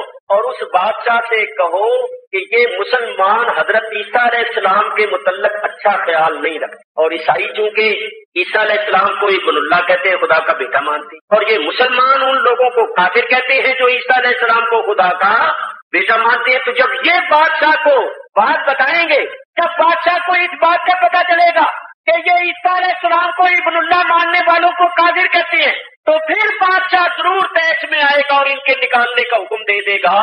क्योंकि हम बादशाह से कहेंगे कि अगर तूने इनको यहाँ रहने दिया तो ये अपने अकीदे की तबलीग जरूर करेंगे, और इनका अकीदा ये है कि ईसा अलैहिस्सलाम अल्लाह के बंदे, और तुम लोग उनको खुदा का बेटा मानते हो, तो इनका अकीदा तुम्हारे अकीदे के खिलाफ है। तो ये बात असल में करने की। खैर, वो जो मक्के से आए थे उन्होंने कोशिश करके दोबारा मुलाकात का वक्त ली। बादशाह ने फिर वक्त दे दिया। जब ये पेश हुए तो कहने लगे बादशाह, जो खास बात करनी थी वो तो रह गई। ये जो मुसलमान आए हैं इनका ईसा अलैहिस्सलाम के मुतल्लक कुछ ख्याल अच्छा नहीं, जो आप लोगों का नजरिया है वो इनका नहीं अच्छा। बादशाह ने फिर हुक्म दे दिया कि भाई उनको पेश करो। मुसलमान फिर डरे कि पता नहीं अब क्या मुसीबत आएगी। हजरत जाफर ने कहा डरते क्यों हो, जिस अल्लाह ने पहले कर्म किया है और हमें इज्जत दिलवाई है वो अब भी इज्जत दिलवाएगा, चलो आप मुझे करने देना। बहुत अच्छा, फिर आ गए। बादशाह ने कहा मुसलमानों, तुम्हारा नबी ईसा अलैहिस्सलाम के मुतल्लक तुम्हें क्या तालीम देता है, ईसा अलैहिस्सलाम के मुतल्लक तुम्हारा क्या अकीदा और नजरिया। हजरत जाफर बिन अबू तालिब ने कोई तकरीर नहीं, कुरान शरीफ की वो आयतें पढ़ी, सूरह मरियम की वो आयतें पढ़ी, वज़कुर फिल किताब मरियम। अल्लाह अल्लाह। जब उन्होंने बादशाह के दरबार में कुरान पढ़ना शुरू किया, सूरह मरियम की वो आयतें पढ़ी, इस अंदाज से कुरान पढ़ा के बादशाह की आंखों से आंसू। अल्लाह ताला इरशाद फरमाता है वइदा समिउ मा उनज़िला इलर रसूल तरा अयुनहुम तफीदु मिनद दम। वइदा समिउ, जब वो सुनते मा उनज़िला इलर रसूल, उस कलाम को जो रसूल की तरफ उतरा, तरा अयुनहुम, तुम उनकी आंखों को देखो, तफीदु मिनद दम, वो आंसू बहा।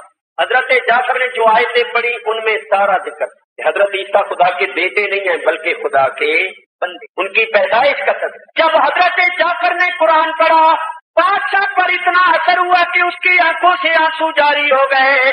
वो अपने तख्त से नीचे उतरा और जमीन से एक तिनका उठाकर कहने लगा कि ऐ मुसलमानों, जो तुम्हारा नबी तालीम देता है, जो अल्लाह ने तुम्हारे नबी पर ये आयतें उतारी हैं, ये बिल्कुल हक है। ईसा अलैहिस्सलाम खुदा के बेटे नहीं थे, खुदा के बंदे थे।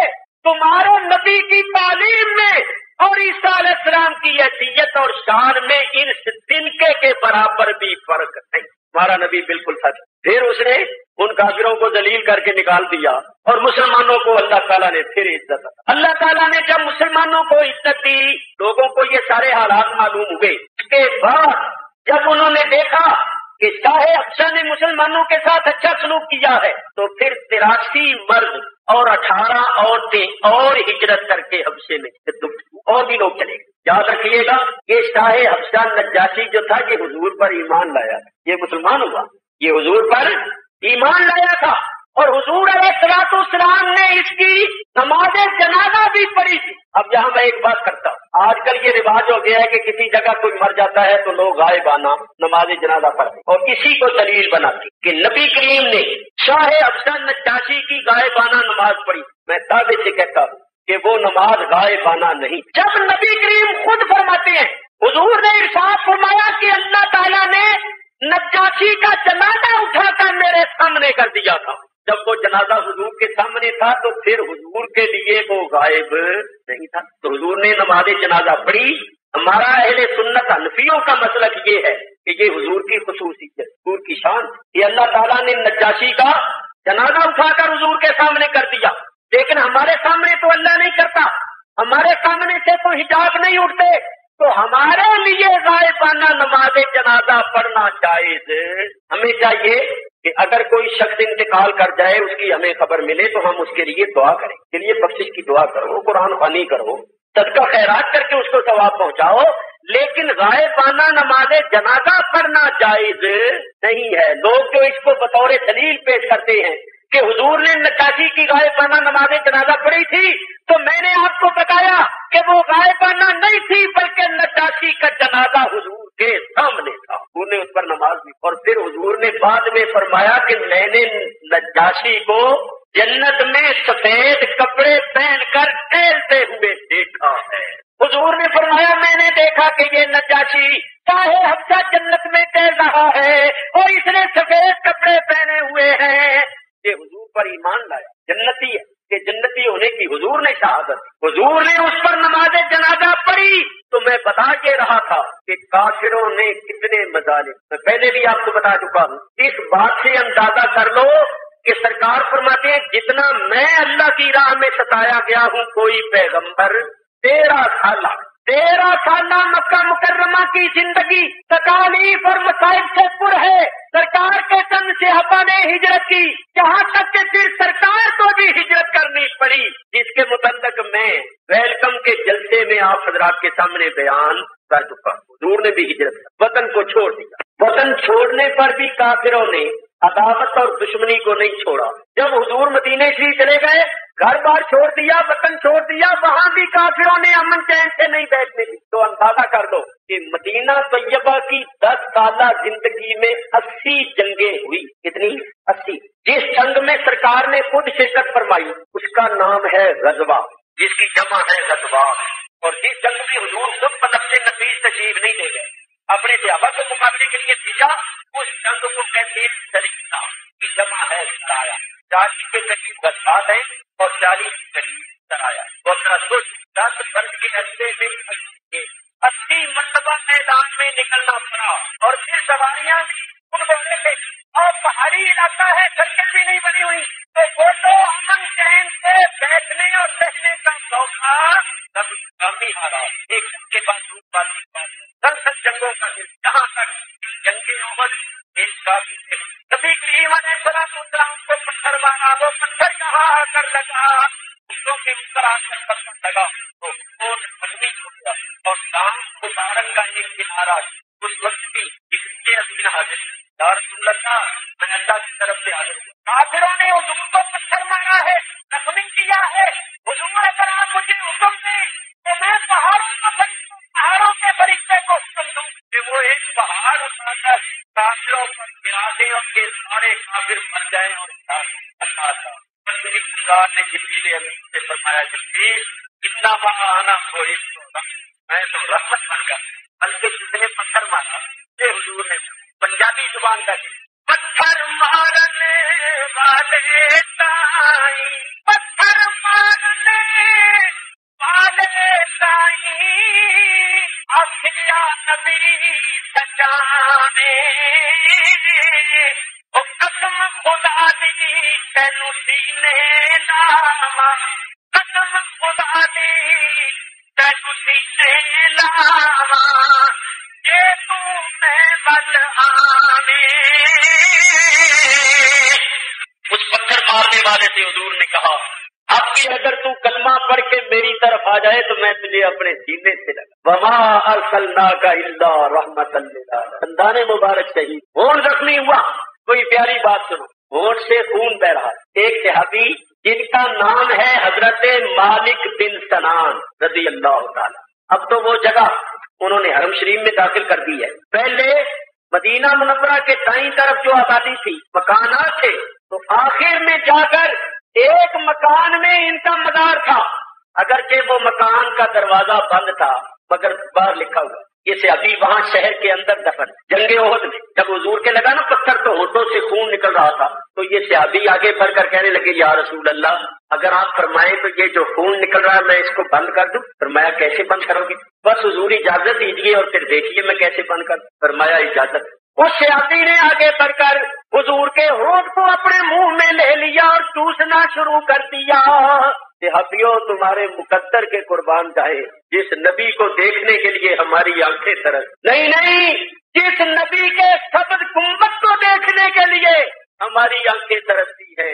صحابیوں تمہیں کیسے کیسے موقع ملتے، تم دن رات اس نبی کا جمال با کمال دیکھتے تھے، دن رات زیارت کرتے، حضور کے پیچھے نمازیں پڑھتے، حضور کے ساتھ اللہ کی راہ میں جہاد کرتے، جان مال قربان کرتے تھے۔ تمہارے مقدر کے قربان جائیں، صحابہ کی تقدیر والوں کے قربان، صحابہ کی تقدیر والوں کے قربان ہے پایا جنہوں نے زمانہ تمہارا، ان کے مقدر کے قربان۔ آگے بڑھ کر ہونٹ کو منہ میں لے لیا اور چوسنا شروع کر دیا۔ حضرت مالک نے اس طرح ہونٹ کو چوسا کہ چوس چوس کے اس جگہ کو سفید کر دیا، خون نکلنا بند ہو گیا، اور جو خون نکلا تھا وہ ان کے منہ میں تھا۔ حضور نے فرمایا اس کو پھینک دے، اور وہ پی گئے، نکل گئے، اور گھونٹ بھر کر نکل کر کہا حضور آپ کا خون اور زمین پر پھینک دوں؟